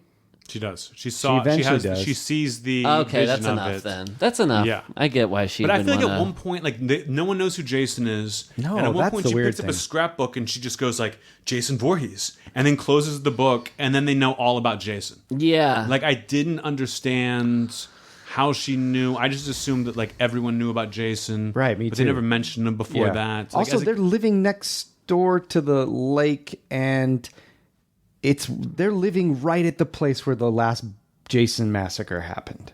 How did they not know that? Yes, right. They were living there when it happened. I think it's a community thing. Like, the fact that they didn't build some sort of tribute, like some sort of, like, you know, like carve a log, you know what I mean, in the shape of some of the people who were killed, or like put their names in, like, etch their names in the stone by the lake. Yeah. You know Have you heard about the sculpture of Jason chained to the bottom of the lake? Someone put it in a lake and one that divers frequently go to. Yeah. It's so cool. Flip me out. It got moved too. The state of Arizona said you have to move that out because it looks like the end of part out of respect for McCain. Yes. A lot of people thought that was McCain. Feel like that's not the proper way to bury a veteran. Where's the flag at? I don't even see a flag. People said. Where did they move it to? I think they just took it out and put it on top of their state capitol building. I imagine. It looked real. It's it's pretty cool. Yeah. I noticed in general, like, end of 6 is very watery. He's trying to, like, drown him in the water. 7's all waters and lakes, and then the beginning of 8, these people are, like, in a little yacht, and then Jason gets brought to life. And I started thinking, like, is it because the last 3 movies before this were shot in Southern California? They just didn't have access to, like, impressive bodies of water. Yeah, maybe. Because when you watch because these two were 6 and 7 were like down in the south, Georgia, in the bayou. Yeah. But yeah, because like when I'm watching this, I'm like, man, there's so much water imagery. Yeah. It seems like soaked. It seems like 7 and definitely 8 had much bigger goals than they were ultimately allowed to achieve due to budget. That like I think if you read the original script for 7 and 8, it would have been a much, much different movie. That you're just seeing like, oh, we still have that lake. Like let's get some people in the lake. Yeah, let's film the lake at night. And maybe if these movies kept making more money, I think they like weren't returning big profits after like part 5. Yeah, I bet like 7 and 8 could have been pulled off in bigger ways with bigger budgets if the studio was like, well, we're always recouping the money and these things are, you know, a license to print money. Why not? But like, yeah, you start feeling the kind of constraints of like telekinesis effects and not being able to shoot in New York very long by this point. This one reused old score too. Yeah. Which I was actually glad because the part 6 score I didn't think was very good. Yeah. And this one felt like it was back to form. But there's a part when they first arrive at the doctor's office or something like that, some old score pops up and it sounds so weird after you've been hearing kind of like electronic, industrial, like it's almost a little Freddy. It's like a little Nightmare on Elm Street-y, I think. I was hoping at some point, I like Tina's theme because it's kind of like the 70s Italian horror, like yes, it sounds like Goblin, the band Goblin made it. And I was hoping at some point they would do like a mashup where Jason's theme plays and it works perfectly with Tina. It didn't. They kind of go, it's like ding cha cha cha. I was like, that's what is her theme? It's like it's like a little like Poltergeist, Rosemary's Baby, like it's almost like a sped up, like high pitched, like a lullaby that's like sounds scary. Yeah, like you know shit's about to go down in her head. Yep, Can I ask hears you a question? Is the doctor living with them? Takes him to the cabin. I do not believe he's living with them. He's definitely boned the mom at least once. Definitely boned the mom at least the once. Regular in front of the daughter, probably. What's part of her treatment? It's their cabin. They live there. No, they're visiting. They haven't been back since the dad's death. He's taking her there. Oh, that makes a lot more sense. Yeah, they have not been there since. So they're doing it as like to face your fears kind of thing. But there's also a little bit of a wrinkle, which I was hoping we could figure this out, which is like the convoluted. Is the doctor bringing her there? Because at one point the mom goes like, "You're bringing her out here like she's a guinea pig or something like." It's basically like you knew this was going to happen. You knew Jason was here. Because like when she was coming and saying like, "I'm seeing Jason," he's like, "No, you're not." I'm like, you believe that she can set a matchbook on fire, but you don't believe that she maybe sees a killer? Like what? Right. And I think it's his cover. He's hoping to study Jason, like to because don't they find out that he knows Jason exists in these woods? Like I think he thinks if she has premonitions, I'll bring her to sort of like premonition area. The layers of this movie run deep. I think it just. I think intentional. I think Voorhees may have just added more stress to the situation. He wanted her at her most stressed. Right. Like yell at her, get in her face, send her out in the dock to think about her dad, and like also this is Jason Voorhees shit going on. That maybe that, but I don't like. He never had a plan for Jason. You know, he just kind of wanted to see her do things so he could like. Write a paper about it. Yeah. What do you think? Yeah. Text us at 8551 for he wants to wake Jason. Right? He wants to wake Jason. And then text 8552 if he doesn't have a plan about this. Like if that was your plan, it's like a bad plan. It's like it's amazing that it worked. If that was his plan. A lot and at no point is he like, happen. I can't believe this worked. Like he never says that. He just seems terrified as soon as he realizes Jason's around. Also, he's just a bachelor that can just go out with his patients and his patient's mom to stay at this cabin for a while and antagonize them for a while. And videotape everything and leave it on your desk. I love that hiding it at videotape all. part when they put it in the VCR because I think it's the first VCR that's popped up in the Friday the 13th Yeah, I think so. franchise. When they watch something, it's either an old movie on TV or like in part Reel 4 to they have reel, like a projector and stuff. But it's so funny to see them, using a VCR when you're like 80% of the people who saw these movies watched them using that machine. Like it would be nice if like when they started the VCR they like took out a copy of like Friday the 13th Part 3. You're like, get this out of here. Oh, little James must have been watching that with his friends at the sleepover, she would say in that situation. Oh God, I gotta rewrite this. How long does this thing go on for? We're almost at the halfway point. Don't you love that part in award shows when there's really only like 20 minutes left and the host goes, "We're at the halfway mark," and everybody kind of laughs because they know. I like when after you film a live show, the director comes over and goes, "Great rehearsal, guys." And everybody's like, Always love it. yeah. Let's take a moment for the segment of the strangest IMDb credits. So I scour their IMDb credits. So we already mentioned Dr. Cruz is Bernie, Terry Kaiser from Weekend at Bernie's. Right. But Heidi Kozak, she plays Sandra. She was in Slumber Party 2, which I only know because one of the just like young guys that gets killed in that movie came to my high school as like a visiting actor master class. Like, we've got, Joey from Slumber Party Massacre 2. And we were all like, whoa. And they didn't not even because we were horror fans, but like a real actor is coming to somebody who talk has a SAG card. Movie. Wow. He's been in a movie. And was this before Friday the 13th? Were there any stories that were shared about? Well, this isn't even the same person that came to high school. I'm just saying she was in the same movie as him. And then William Butler. I like it. It's so still, cool. It's a big deal. William Butler, who played Michael, was in something called Ginger Dead Man 3 Saturday Night Cleaver. Oh, he's in Part 3. Here's what's better. The director of this film is the fireman at the end who picks up the Jason mask, and he is in Ginger Dead Man 2 Passion of the Crust. Wait, the director of this movie is in that? Yeah. Well, that's all I got. And do you think it's good? Do you think that movie he's in is scary? I bet. I thought the girl Tina could have been in other movies. Tina had a look, and like nailed it. That she should have been in more stuff. Mm-hmm. She was in a little bit, but not a lot. Yeah, not a lot. She had a good look. My favorite thing from reading the IMDb trivia a long time ago, they said that almost to a man and a woman, every single member of the cast was gay.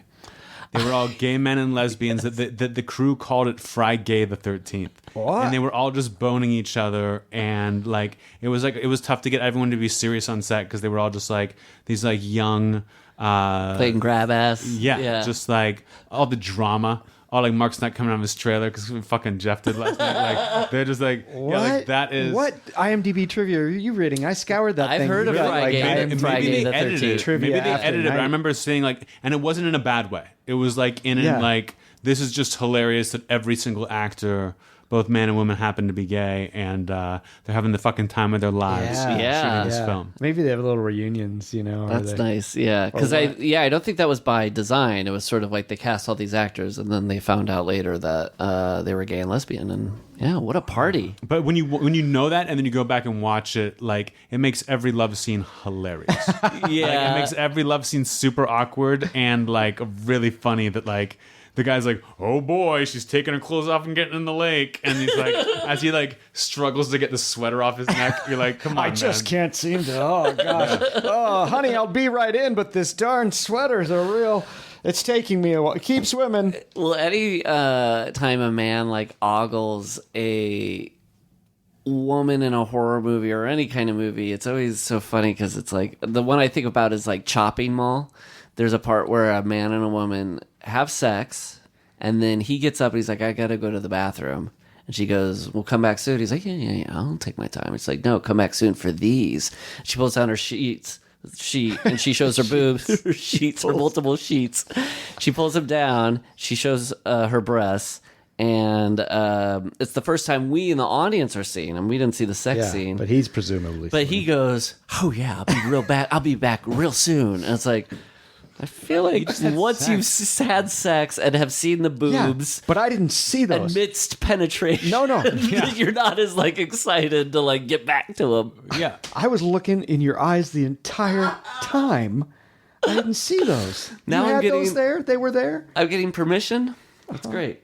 And the most excited I get about sex is right after I had sex. Yeah. Like, that's when you are. There's also why don't you hit me while I'm down, huh? There's also a weird moment. I forget because he's a bit of a nothing. The romantic interest for Tina. Oh, the guy yeah. in the denim jacket. She kisses him.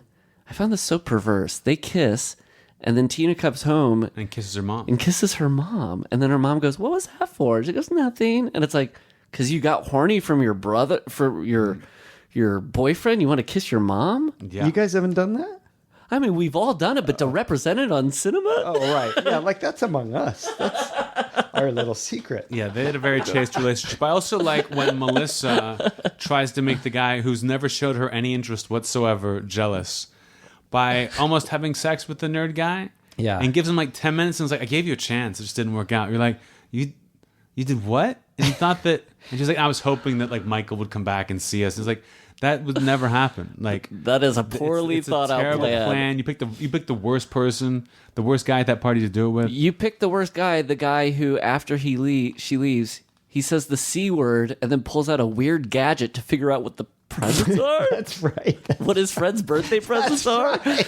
It's like, What is that? you've chosen a real loser. And he actually says, to shame her for kicking him out, he says, she's like, where are you going? Like, as if they would still hang out. And she's like, where are you going? He's like, to take a cold shower. Yeah. I got a date with the soap on a rope. Yeah, what? I remember I remember a kid being like, who the hell talks like that? Like, Because also a cold shower is to stop you from being turned on. Right. So Yes. which is Now, why would you have this date with the soap on the rope? And then I was like, is that soap lubrication for jacking off, or is he going to put the soap in his ass? Like, I didn't understand. literally going on a date with some soap on a rope and he needs to get showered. in the original version, She's waiting before out the car, like, they had to hello. change it to PG-13. She was like, where are you going? And he's like, I'm going to take a warm shower with a gerbil on a leash. And then they had to change it. You can tell it's total idiot. They had a 3-picture deal with We got time. Go ahead. We got plenty of time. Why'd you look at me to bail you out like that would never happen? Richard Gere. I couldn't remember his name, and they were like, you know what? Richard's actually sensitive about the. I had an idea for a UCB show where people do different monologues as Richard Gere's characters, and the show's called Switching Gears. Oh, would that be good? nice. You guys want to participate? Yeah. I mean, it's one of the best ideas you've ever had for a UCB show. But still. Speaking of atrocious dialogue, I like this. After the stoner has sex, he goes, "The Neanderthal hunter-gatherer seeks nourishment." Yes. This is some real like Kevin Smithy like dialogue of it's just a little too clever. Yeah. And then he goes on to the kitchen and walks on blood. Whose and blood? Just doesn't bother him. Yeah, whose blood was that? Yeah, Whose blood? But also he doesn't even think, like, even if he doesn't think it's blood, it's like some mess has been made here. What do you not want to consider what that is? I Turn on a accepted light. that because he's like his first scene is him like shotgunning a beer around a bunch of people and then spitting it all over everyone. Like he's not a neat guy. Oh, he's you know what I mean? slobbiness is his. And it's a little forte. bit like it was foreshadowing the beginning scene from Shaun of the Dead. When he slips on the blood in the store, Right, and that's doesn't where they look got at the it. idea. They foreshadowed it. I like when he gets killed. He gets stabbed. He says he has munchies, and then he gets stabbed in the stomach. So Jason's like, "You don't know what munchies are. You want pain in your stomach? Mm-hmm. How about a machete? Not just the need for Doritos." Oh, and the way he kills the guy's girlfriend, when he literally just grabs her. Okay, he doesn't mess around at all. They do a jump scare with the cat, which is unnecessary. Who put the cat in the closet? There's a cat in the closet. But then Jason grabs her by the neck, grabs it by the neck, pulls her back, and throws her just directly out a window. And that's a reshoot. And yes, when she goes through the window, like she goes through the window backwards, and then when you see her on the other side, she's falling face first onto the ground. Yeah. That is a real... behind that? I don't know. He slices her in the stomach with a machete, but you could see kind of like the prosthetic under the shirt, and they didn't like it, so they reshot that. Okay. Because if you notice, he grabs her face and is not pointing her towards the window, and then the next shot, like he pushes her away towards another direction than the window, but the next shot is her coming out the window. That's why that fascinated me, because at the time it just he goes through all this stuff to kill these people with a hook, and this girl, he's just like out the window. Like, I don't have time for you. Yeah. You're the one that like wasn't on my list, and I gotta make this quick. But you seem cool. It has the same spirit as the filmmakers who had to make like the reshoot, because first them, I'm sure they're like, oh god, we gotta go, let's just have him. He grabs her face and he throws her out the window. Like Jason's attitude was matching like the filmmakers. The other thing about that is it's shot in the room of the house from Part 4. It is? Yeah, like if you look, it's the same sort of like where Corey Feldman and his sister and mom live. It's the same. Like interior set? Or it's the same interior set. So they had to like reshoot it. They couldn't go back south. So they shot in LA and then they used that same house. So if you look, it's like the same window and stuff. You're like, oh, I recognize that house. Yeah. I'll be damned. Yeah, I'll be damned. Jason was damned. Yeah, to hell. Yeah, well, hold on. Let's pump them brakes for sorry.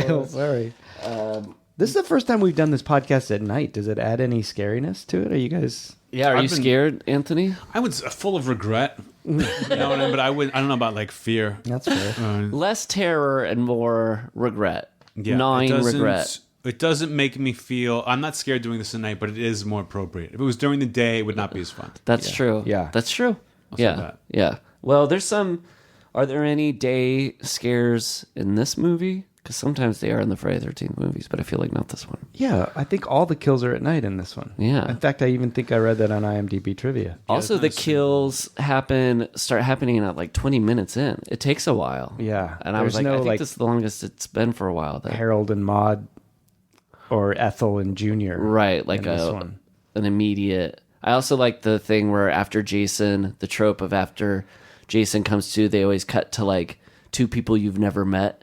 Yeah. So that you're like, these little shits are going to get it. Yeah. Well, I like that Jason like gets out of the lake and then takes a long walk to find two people randomly stranded when there's like two houses right there. Right. Like, it's like, what's his navigation to be like, oh, like I'm going to go wander over here and see what I can find, because I know I got these people. We've talked about how Jason is like the Mueller investigation, where you start outside and you work your way in. So maybe he was kind of like, I know I got to eventually get to Tina. Yeah. I'm going to start with the guy who's coming for the surprise. If I can get the birthday boy. Yeah. Lucky Charms, you eat the bran ones first or the oat ones first, and then save the marshmallows for later. Yeah. Mm-hmm. Speaking of cereal, by the way, thank you to Sam Kiefer, who gave us some Jason Funkos. Yes, thank you. It's got a little Funko Jason in it, but I also ate all the cereal, but we have the box. See, here's the little guy. The box is what you want. Oh. What, do you almost eat it? I don't like Transper Jason. There's a part where he's he's putting the hatchet in the guy's face, and then out of nowhere he's underwater. I hate that shit. When Jason jumps to different Is things. this the first, or I don't mind that. part 6? What? Why? It doesn't bother me. Anthony, scary. before this episode started, you said you like things that happen in the realm of possibility. Dude, I never said that. you like the idea that a killer could get you. Like, that's scarier than Godzilla. I like that Jason's like kind of like Batman, and that you're like talking to him, and you're like, oh, he's gone. You know what I mean? Like he's in the water all of a sudden. I didn't mind that. It didn't Do you bother think me. Jason has little smoke bombs that he throws down? I mean, he definitely saw his parents killed when he was young, and he's definitely a millionaire. Yeah, that's how he can afford to keep coming back to life. Yeah. That's true. Both Jason and Bruce Wayne witnessed the death of a parrot. Yeah, and it influenced them. And I think, and their worldviews. And a big part of Friday the 13th Part 2, which I'm sure you guys have discussed already, is when he tries to make his own Batman costume and can't pull it off. So that's when he goes. That's when he goes to the bag and then the hockey mask. But for a while, he tries to Batman it up. And it was like the 60s Batman one, so it was like just not very flat. But he does it because he's just out in the wilderness and he sees a bat. And he's like, that's pretty good, or he's scared of it. So, can we go back to those the blade stuff, the guy finding the blades, because I couldn't quite track that. Like, he goes out and he sees that guy stuck in a tree, and the blade is in the tree. Right. So he has his own blades that he's using to... They're not blades, they're tent stakes. Tent stakes, yeah. It's a tent stake. Oh, okay. So it's just a tent stake. I don't know how, the doctor like guessed right. I see. Like there's a total plot hole. So when he goes out and sees it in the tree, he has to be like, what the fuck? This is... He's using the same thing that I was using to trick somebody. Yeah, that's why he like holds his hand. It's like, oh, I'm holding a murder weapon. He Voorhees did. Is out here. That's pretty fortunate for Bernie there. Mm-hmm. Yeah. Is this the most layered Friday the 13th? I mean, they just... It's definitely the most, and I this isn't a pejorative, like humorless. Like, and I think it's a reaction to part 6 being pretty comical, that I noticed, like, one of the only jokes in the movie is, like, a joke that they didn't even write. It's when he opens the gift for the, like, personal penis enlager, and he holds up a magnifying glass, and I'm like, so you guys can't come up with your own jokes. But you can go to a novelty shop. Novelty thing. Maybe we put that in the movie, it'll get us laughs. But I actually like it that it's kind of... I mean, after part 6, you have pretty much serious Jason up until, like, Freddy versus Jason, and then it goes... I mean, in Jason X, it gets a little Jason X is, campy. Yeah, but not from Jason. Right. With part 6, they're kind of... But part 7, like, even the characters with each other aren't very witty or humorless. No. Or humorous. Yeah. Humorless. Well, what else can we talk about? I like the shot of Jason among the party balloons, where there's a moment where he comes in and there's just balloons in the cabin. He's just kind of standing there. Like, it's a good composed shot. It's like, I don't know, the juxtaposition of it. It adds to our, we have a theory that Jason is a incel. Yeah. Like one of those incel guys who's like, nobody wants to fuck me. And then is that thing you're always trying to get me to join? Okay, yeah. Yeah, this is it. This is the club. I felt like in the movie he kept going to the wrong house. There were a lot of scenes of Jason walking into an empty house looking around, and then it cuts to the other house where every cast member is sitting and like, where's Jason? And then they're like, let's go find Mom. And then Jason's walking to the other house. You think he'd be like... Yeah, Jason, just like put down like a little knick-knack to remind you, like, I was here. Like, the one thing I would have liked, you never want Jason to talk, but if he could talk, if he could talk once per movie, I would want it to be when he's in the, like, little, the storage shed, and the girl's, like, being clever by, like, climbing under the wall, and then, like, getting up and hiding. I wish Jason had been like, are you fucking kidding me? Like, do you think anything's gonna happen but you dying? Like, do you think I'm fooled in any way by this? Like, there's, like, just one little wall thing, and you're breathing so loud. If Jason was like, what do you take me for, a fool? Yeah, you think I'm stupid? That sequence, I think, is my favorite, maybe not my favorite kill, but favorite sequence is the, like, when she loses her earrings and she's trying to pick them up, and then that, I love the part when she gets underneath that wall on the dirty ground. Like, you like when they're smart. Yeah, and I think I also like stalking and killing sort of cat and mouse stuff in these, and I feel like these movies could almost, you could figure out which ones are good based on their ability to like nail a good stalking scene. Yes. Yeah, because that one is great, and she has a great scream, right? And maybe I care about her a little bit more than the others. You care about post makeover. She's much more like you're interesting as a character, and like you really want her to live after that makeover. Yeah, you said Ugly Duckling. The thing that I always thought was so messed up about that story is that like the Ugly Duckling becomes a goose, and it wasn't like, oh, you grow up to be a beautiful duck. It was like people are just confused. Are you talking about the nursery? Like the Ugly Duckling is like, it turned into a beautiful goose. That's the lesson you have to learn, kids. You might just be able to change your species, and then you'll be beautiful. What? It goes from duck to goose? No, swan. It becomes a beautiful swan. So listen, everyone knows that swan and geese are similar attractive levels. I'm sorry. You guys got the gist of what I was talking about. You're saying you don't I'm think confused as to why you said it. Like, it wasn't like I was like, huh, I wonder what he's talking. It's like, I get it. But like, why here? Why now? We were having such a good time. I didn't know this was part of it. Sorry. It's all right.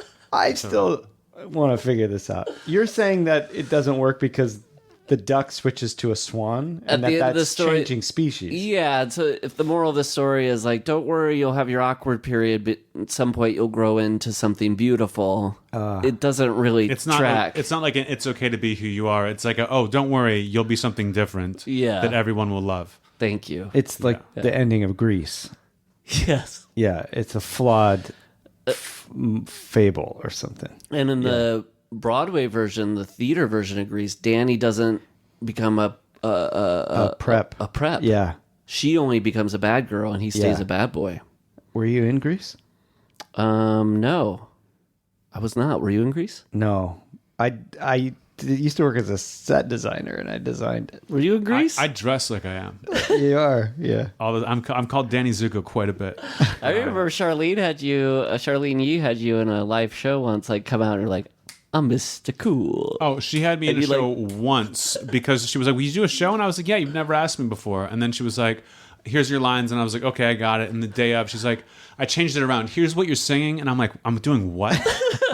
Like, you don't get to just trick me into singing in front of people. Like, this is not like, I'm going to do the bare minimum and we'll figure this out. But like, we are never working together again. Yeah, that is really unprofessional. Funny. I liked what you did though. It was like you came out, you kind of spoke scat, right? Oh, I had like a Brooklyn. I had like what I thought of as a Brooklyn accent. Yeah, it was. My improv was amazing. It was good. It was good. It's almost a shame I wasted my time in stand-up. Yes. When you could be yes-anding with the best of them? No, I don't know for the best of them. When you could be improv ever wearing all over the place? When I could be complaining about whatever a Herald team is for the rest of my life? I don't like when they cut to Tina and that dude. Like, I know this is like a necessity in all these movies that they have to have the two main people go away for a bit so a bunch of people get killed and then they come back. But like, what passes muster in these movies is the ability, like, in those moments to make that compelling. So like part 2, it's great. They go away and they have like great character development. But this one, they're just kind of like, I mean, that guy is a bit of a... They do the bare minimum because it's like she spills the suitcase. He like picks up her underwear a little bit and then like cleans and folds the shirt and brings it back to her. So she's like, okay, you must be nice. Like, they try to do the best they can in the time they have. Right. It doesn't bother me the way it would like a plebeian. Yeah. Wow. I thought it was weird though when he said, I'm going to clean, when he cleaned her shirt, he did it by putting his mouth and washing around his mouth. I thought that was a little absurd. How do you clean things? I like that he's from Pittsburgh. Oh. Like, I'm from Pittsburgh. Fell in with the wrong crowd. He's from Pittsburgh? I mean, that's what he says when he tells her his story. Did you Gillian Jacobs is from Pittsburgh, and she always said, she was like, I can't believe no actor has tried to do the Pennsylvanian accent because accents are Oscar gold, and it's a pretty easy one to do. Did you ever hear one? And did this guy do it in this movie? He did not do it at all. Yeah. And it's not, I mean, I can't do it. Like, I grew up there 18 years, and I remember, like, Kroll's show wanted me to play. It was like Paul F. Tompkins was going to be the Philly newscaster. I was going to be the Pittsburgh newscaster. And though you can do it or you cannot do it. And I was like, I can't really do it. I'm not going to. And then I showed up on set and didn't do it. And they were like, what the fuck are you doing here? And I was like, well, you said I could do it or not do it. And they're like, but aren't you from there? And I'm like, yeah, but I can't, like, do accents. Yeah. Like, accents have been my Achilles heel as an actor. Not this guy. Gorley's the king of the accents. He's great. But you sound like you've got a bit of an accent. That's not a Pittsburgh accent? It's not it's not like a regional thing. It's like, kind of thing. I thought it was something that I'd gotten from, like, New Orleans, Pittsburgh, being around. But if I'm with my family, they're like, oh, your whole family talks like this. Like, you all talk like Christopher Walken, and I don't know what it comes from. I don't know where. My wife has that little bit. She sounds like she's from a 1940s movie sometimes. Yeah. It's a cool way to do it. Ends sentences with, see? Yeah, listen up. Everything's Jake. What did you guys think of Jason's face in this one? It's very different than the rest. Hated it. I want him in a hockey mask, and I don't. I don't mind even seeing the eye. The one eye is okay, but I would rather. I like Jason from about like 40 paces, where it's just like you don't see anything, and when the mask is off, it's not the same movie for me. His eyes went back to blue in this one. They're brown in the last one. Huh? Isn't that weird? So then, when he loses his mask, he regains some of his innocence. Yes. He becomes a blue-eyed boy once again. Becomes Master Race again. I mean, when I do see it, I kind of go like,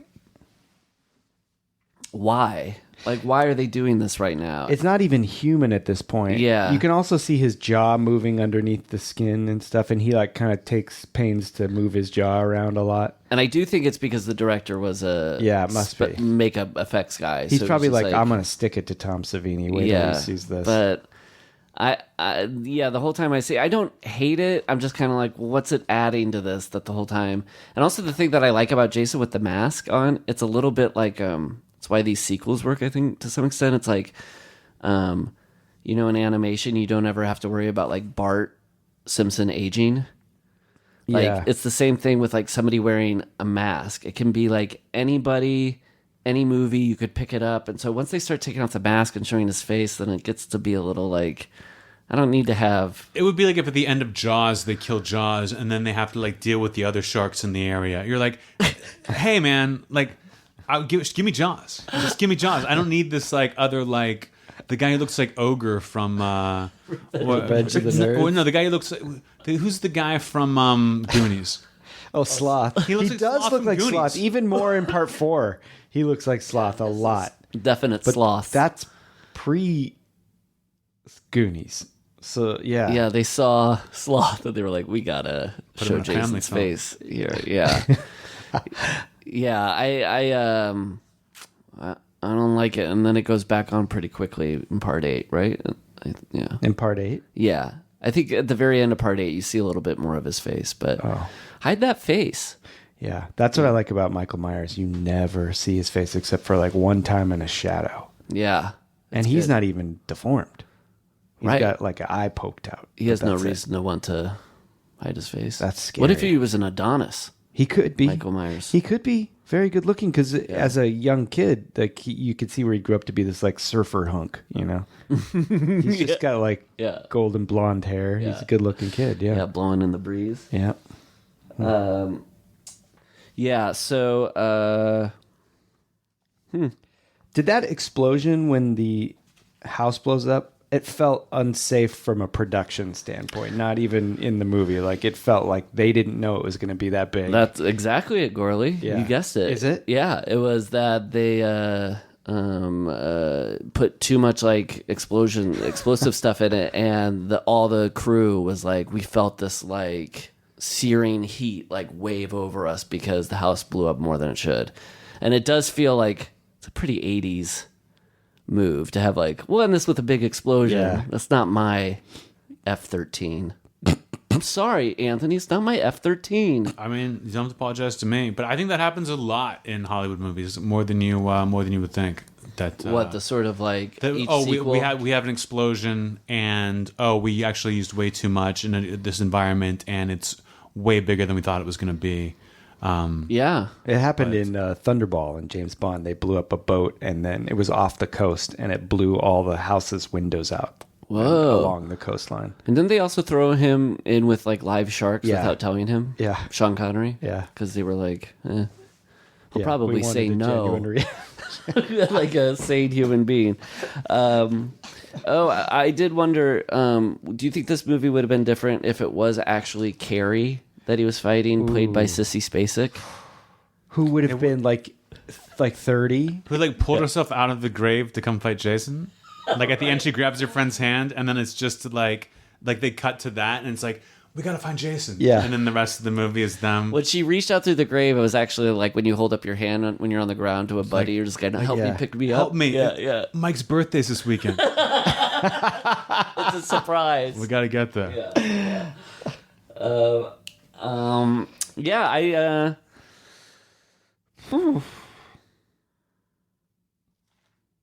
Any other thoughts on this, guys? Well, the ending is fucking abrupt.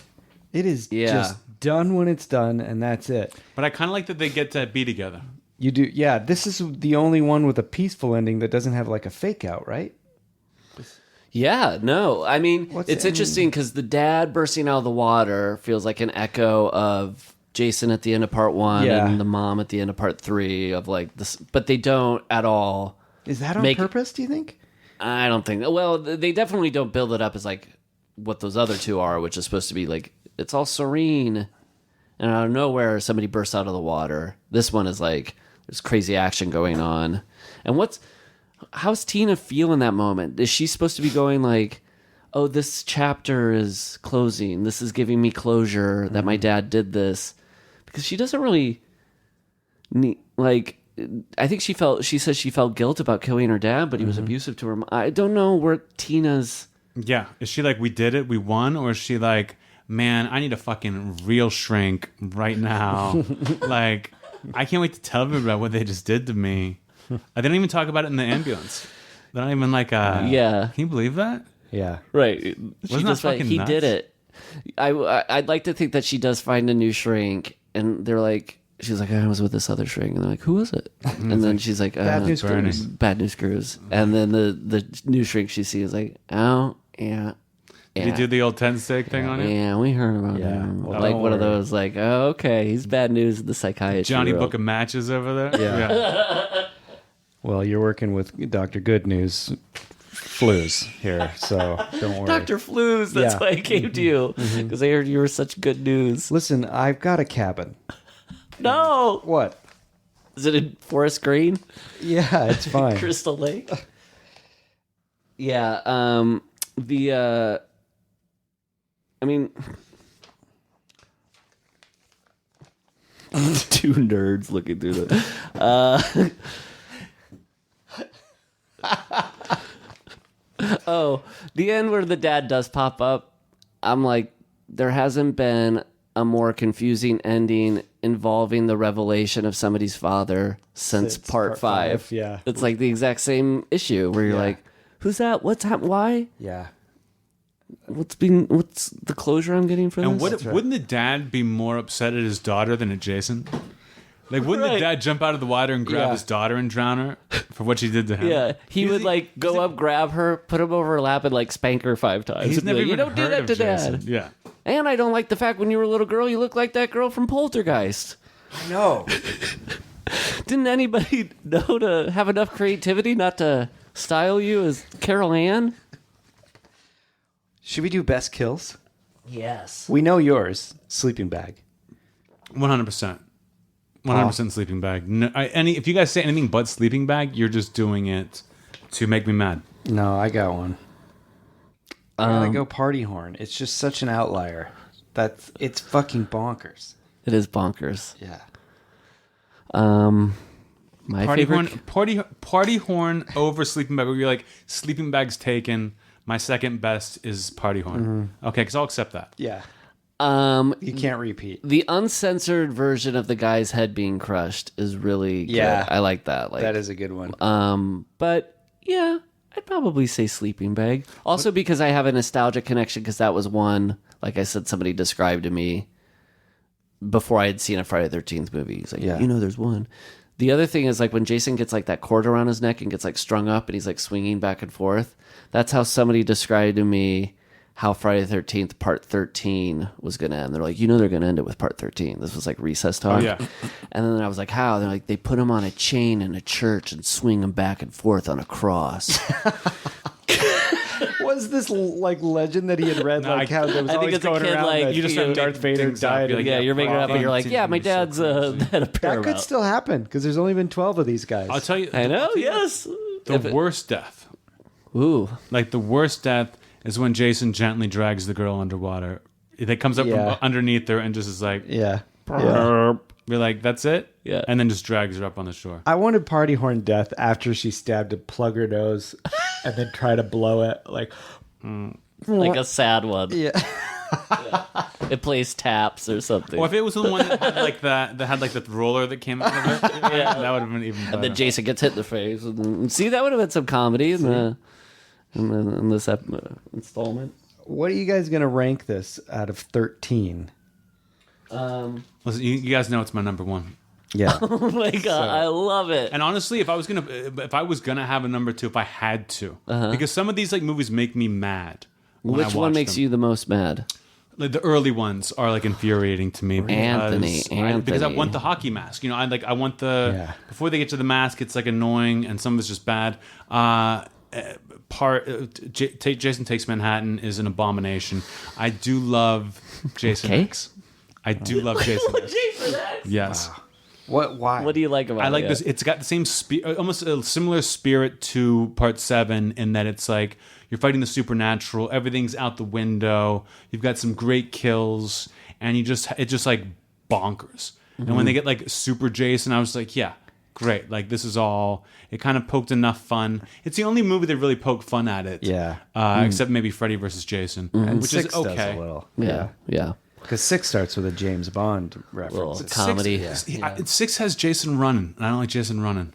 That's it. It's scary to me. It's an immediate deal breaker for you. It really, like seeing 7 first ruined me as a person, like not just for the movies or the franchise, but just across the board. Well, I was thinking about this with these movies, like I was saying earlier, like they're about survival, like can somebody survive? But I was also like, this whole thing came out of Jason survived his death, and then this whole franchise is like survival, right? Like the franchise, like it won't die. It just like keeps coming back. Yes. And what's satisfying about this, like especially when we got into like Part 7, I was like, we are fully seeing. If you wanted to like a time capsule of the 80s, there's one for basically each year, and you can just kind of like sit back and watch how Hollywood movies like changed through the 80s, because by this time that title graphic is like super slick. It comes up and it's like Lethal Weapon 2's logo like runs through the screen and stuff, and just to appreciate going like, okay, I got to see from 1980 to 1989 this I think it's fairly unprecedented, right? Like, what movie had ever reached Part 7 by this point that was not James Bond? Oh, that wasn't James Bond? That was like... Yeah, I think this was it. Yeah. That ending, I will say, isn't... Like, she says to him, he took care of it. That's the last line of this movie. Tina says to the boyfriend, he took care of it. And then it goes to a wide shot of an ambulance driving down a shitty road. I swear, for the longest time, I thought it was the kid from the beginning, the flashback from the beginning, coming back. I didn't think it was the dad. I thought there's no way that dad is still in the lake. I thought it was him. Tommy. Like, Tommy is the nemesis, and she could, like, summon That's Tommy much back better, to, Anthony. Yeah. But this is just me only knowing Part 6 from seeing that beginning of it in Part 7, that didn't bother me as much. But, like, watching it last night, I was like, oh, this is the worst, laziest writing ever. Yeah, to have the dad pretty pop contrived. Out in the same clothes he was wearing when he fell. Yeah, and being like strong, and like taking Jason down and not coming back up after he's done. Yeah, that he would go like, and hey, catch me up in your last 10 years. But then, was it at all a figment of her imagination? Is it like the Descent thing where Tina's running around killing everybody? Oh, using her powers and psychologically, the way she could feel good about it is by going like, it was Jason doing No way. It really happened. Yeah. I don't remember in Part 8 how he gets resurrected, so don't tell me. I'm curious to see. I won't tell you, but I kind of remember. I've only seen it once or twice, but I kind of remember it is... I would say it's almost like... It's very similar to the Part 6. I do remember now then. Yeah. Yes. Yeah. It doesn't make a lot of sense. It's good. Right. There's a high-powered cable wire going through the bottom of the lake for some reason. Which I always assumed was the same cable wire that Jaws 2 bit down on. Yeah. That somehow that like is the same. It's traversing through fiber optic line. Yes. Yeah. So what are you going to give what's it? your score? I think I'm going to do an 8. Okay. I liked it. I had a good time watching it. Does that mean 8 out of 10 or 8 out of 13? Oh, so 1 out of 13. So you're not ranking these in order. This is like a 13 out of 13 is a perfect score. Yeah. Right. But I did want to ask you, Matt, like, did I mess this up by...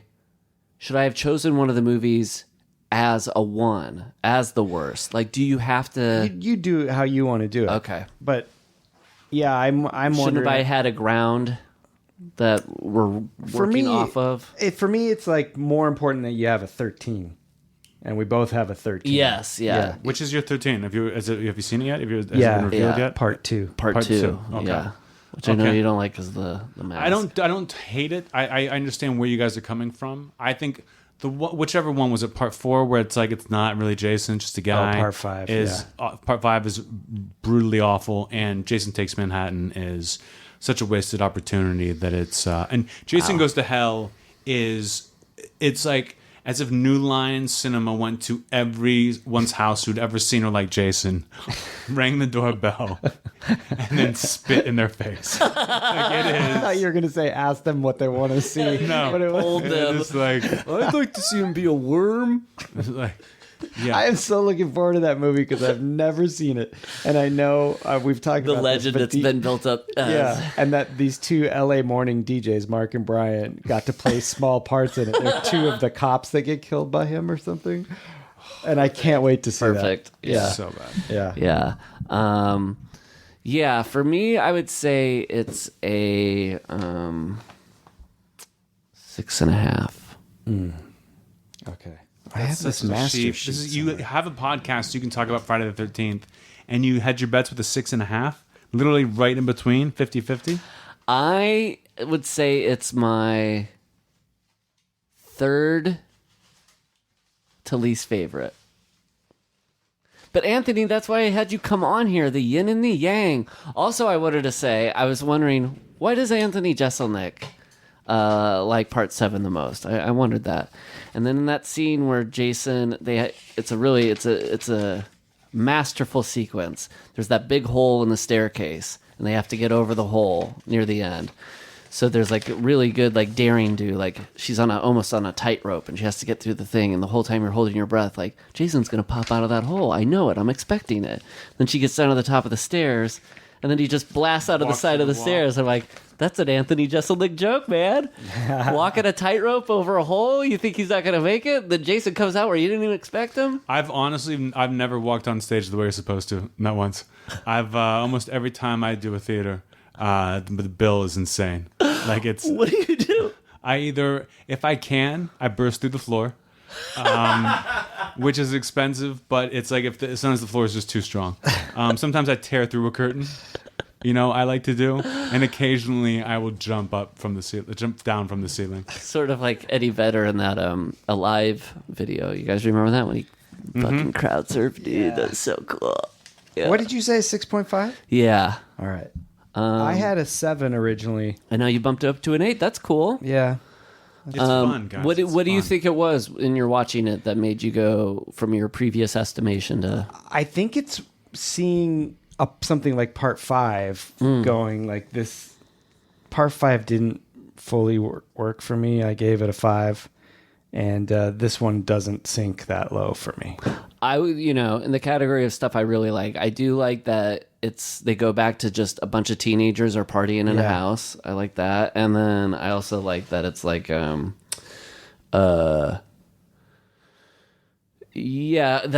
Tommy Jarvis isn't part of it. That's not my favorite part of the franchise. So that's good. And that it's just like because I've been rewatching the Halloweens lately. And so they get so caught up in trying to figure out why Jason is doing this or why Michael Myers is doing it. And it doesn't make things... It's it's interesting, but it's not. We got to rewatch those next year. Yes, yeah. Okay, I'm thinking about it as I watch it. I'm like, oh. Yeah. But trying to figure out why a killer is killing, it just isn't... It's not very entertaining. No. Yeah. And then in the Nightmare on Elm Street movies... Freddy's always trying to figure out, like, how can I get my progeny out? I'm trying to have a dream child. So he's trying to figure out his future, and Michael Myers is trying to figure out his past. I like that Jason. Yeah. It's just so simple. He comes in, and there's a bunch of teenagers, and he kills them each movie. Like, I truly believe that, like, they don't need to add...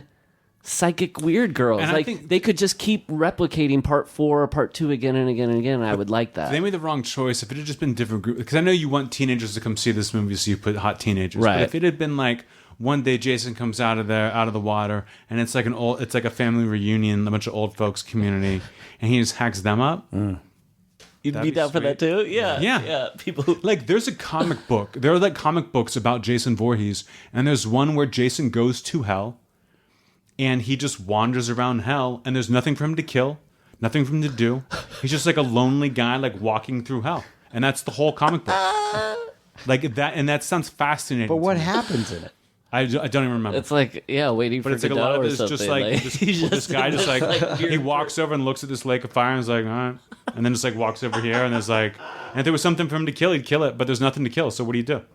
It's an interesting exploration of Jason. Wait, Yeah. That Bloomhouse guy tweeted something very cryptic about Friday the 13th, and it seemed to hint that a new movie could be coming, and it would be in the snow, like we've been talking about. Yeah, I heard that. And he was saying like, we really want to make it. We just need to figure out the rights. So, well, yeah, they need to get the rights. No. I I love the reboot, my friend. But you don't like it because Jason runs. Yeah, he really runs. Yeah, I love that reboot. Yeah, me too, man. But it gets it back in the part 1 through 3 world, which I've discovered is not your fave. But wait till the Not my reboot least gets up to favorite. part 7 territory. And in the reboot, we've got Tina again. That reboot is never happening again. They're not doing that. If Jason they- in the Snow, I'd be into. Yeah. If they brought back Tina, would you approve? Would you think that's good? She's out there right Who now. would play I would Tina like in the reboot of part 7? It's funny when I watched it with Ricky, like the beginning of it with Ricky last night, and she was like, "Oh, I love that. Like, I would want to be that character. Yeah. That's like my style. Like, I think she could be good at that." Who would play Dr. Bad News Cruz? Ted Danson. He looks like Robert Downey Jr., like an older Robert Downey Jr. That actor does. Yeah, Yeah. he could- Yeah. So maybe once Robert Downey Jr. ages into that role, he'll appear in the But he's remake. probably older than that guy was when he That's made right. this movie. Yeah. Yeah. Who's going to play Melissa? Anyone really could play Melissa. Melissa was. Melissa's my favorite. If we're doing best kills and favorite character, I would say Melissa by far. I like to like. She would say her cool comments made no sense. Like when they pull up and she goes, "There goes the neighborhood." It's like they just got out of their car with like a mom, what could be their doctor, and like one girl and like a cooler, and you're like, and a pretty girl. There goes the neighborhood. The way she reacts to her necklace rising on her neck is hilarious. She goes like, she strains her neck as much as she can to be like, "What's happening?" And then picks up the pearls forever. And when the guy comes and goes, "What's going on here?" They're not like, "Oh, we heard that she was in a mental hospital, so we pretended we were in straitjackets." Right. And then she made my necklace explode. Well, Anthony, we didn't get your rating 1 to 13. I mean, I'd have to assume I know what it is. It's 13. Like, it's 13. And again, honestly, my only defense is like the first one I saw as a kid. Mm-hmm. I can't do anything about it. It just like blew me away. But I cannot. I would never tell you you're wrong. You know what I mean? Right. But it's just like my passion is pure and true. Yeah. Well, I wouldn't tell you you're wrong either. Yeah. Yeah. That's the beauty. And of I this like that franchise. it like went up in your estimation. And honestly, it went up in mine as well. Well, that's saying something. Yeah. What do you think it was originally? Do you remember? I think it was just maybe a 0.5 below. But I think rewatching it, what I liked was the mood and the atmosphere. I liked it returning back to something a little. I'll admit that I actually liked the movie less having watched it for this podcast. Oh, really? Like before, I would watch it like every couple of years on Halloween. Like I owned the movie on iTunes when I went to go like watch it last night. But watching it with like almost a critical eye and not just like tuning it out until like Jason starts killing people. Right. Like made me think of it in a different way. That I was like, oh, like, do I like any of these movies? You know what I mean? Do I like movies? Do I even like having eyes and ears? Do you I mean, is it worth it? Do you feel joy at all? Yeah. But I will watch this movie every couple of years, and it's the only Jason one I'll rewatch, unless Jason X is on TV or something, because it's still fun. Wow. That's good. That's good. Well, Anthony, I'm so glad you came. Yeah. Thank you guys. Thank you for having me all the way in Pasadena for the last time. Yeah. Feels like Yeah, you're not gonna come back to Pasadena ever? You don't ever make it? I don't do a lot of Pasadena trips. You don't ever get out to South Pasadena where they have the Michael Myers house and the hedge out there? I'm gonna stop on my way back. You should. Yeah. If you dare. Yeah, if you do dare. No, but thank you for having me. And again, if anyone disagrees with me on Friday the 13th, Part 7, I will fight you to the death. Find me. My tour dates, anthonyjeselnik.com, and just show up wherever I'm going to be. It'll be much like Jason versus Tina. Like they just stand there shaking, and then I walk over. No, and, you're Tina, so they should show up in hockey masks, and you'll know that that's the fight. The amount of people who showed up in like shark costumes for my shows is such a nightmare that I couldn't imagine inviting these You've just done it. to come. You've just hey, done if you want to crack Anthony up, wear Jason masks to one of his shows. He'll love it. The whole audience is wearing Jason masks. Terrified, yeah. Because then you can't see all their smiling faces. Yeah. So if somebody wanted to have a smiling face at one of your shows, they should go to anthonyjeselnik.com. Yeah, my tour is almost over. There'll be a Netflix special soon. I've been on the road for 2 straight years. Oh, wow. I've barely carved out time for this podcast. And by the time you finally hear it, I'm afraid I might be done. But yeah, Jeselnik, AnthonyJeselnik.com. See if I'm in your area. And it's this new hour, Paul, it's the best. It is. Did you hear the score, Lee? It would be new hour's the best. It would be 13 out of 13 for you for this new hour. Oh. If you put all my hours against each other. Whoa. Right. And what's your best kill? Yeah. Your best slay the audience. Oh, I'll tell you this. The special is going to be called Fire in the Maternity Ward. Is that true? Yes. Whoa. Wow. And I told them I want them to shoot it like a horror movie. I swear. Be good. Yeah. What monster will you be in your mind replicating? The Jason? coolest monster ever. Creature from the Black Lagoon. The one that fucked when you that were a girl? kid, you either wanted to be with him or be him. You know what I mean? It was the Creature from the Black Lagoon. He was sexy. Yeah. Yeah. Every boy in America wanted to have gills. We know it's And true. no name, just a description. He's the only monster that's just a description. And in black and white. Yeah. I mean, the Wolfman's pretty much just a description. Yeah, but it's a cool name. But it doesn't the have creature the, from the like- Black Lagoon is a full sentence with subject, preposition. Location. Yeah. Yeah. Wow. Yeah. Maybe we should review that. Dude, Universal Classics. I mean, instead of doing parts 8 through Yeah, 12, we just jettisoned this now. just do a minute by minute review analysis of And then just Creature go of to the the Black Lagoon. Nancy Myers movies. Yeah. Well, I'm very excited about Jason Takes Manhattan. Me too. Because this was also a big one for me. This was one of the milestones in this thing. Yeah. I think I was excited to see 2. I knew I loved 4. Excited for 6. I love 8, I think. It's been a while. And then excited for Goes to Hell because I haven't seen it. Yeah, so you got a nice little run up ahead of you. That's right. Yeah, that's good. And I only watched Jason X that one time in the theater. So This is this is the only one I'm going to do, I think.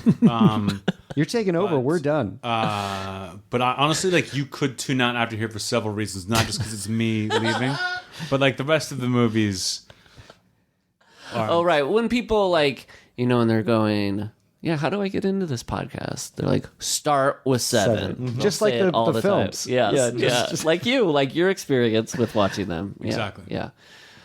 We have learned that. You remember we joked early on? Also, people are firing our jokes back to us, and I don't remember what they are. Oh, do you guys make jokes on this podcast?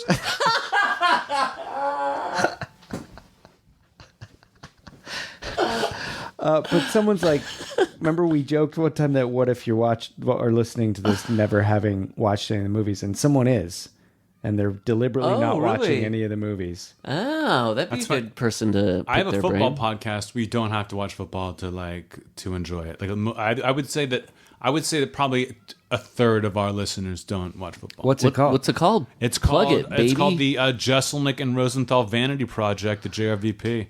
I'm taping my 3rd episode tomorrow, so it's very new. Oh, you're doing this on the tonight. Yeah, You're out doing a podcast at all hours. When Boy, you better get back. I gotta home. go. I gotta go back, take some notes with Yeah. my friend, and then tape it tomorrow. notes based on us. on how it's done. Like, how did it go? What do they say about me? What can we do to crush them? I like when you rib us the two of us just laugh, and then it's silent for 30 seconds of us laughing at how you ribbed us. There's no repartee whatsoever. I'm like, I get that. There's no defense. No, it's like this is now who I am. That it's like an honor. It's like a. That's true. You're It's the like guy that Michael gets thing. killed in these movies halfway through. Yes. Yeah. Yeah. I always wanted to be the guy who was like, there is no Jason Voorhees. Yeah. And we're the like the Shelleys basically. Yes, we're the guys who keep pulling pranks on people. Like, just fucking stop. Yeah. All right. All right, guys. I guess we don't end strong on this one. But on my podcast, Jeselnik and Rosenthal Vanity Project, we end strong every week. So check that out and let that be a. We mirror the movie each time, so we Yes. that's the end. It's going to end right now with me crashing through this coffee table with my arms outstretched. He came back to me. What's her line? He took care of it. He took He took care of it.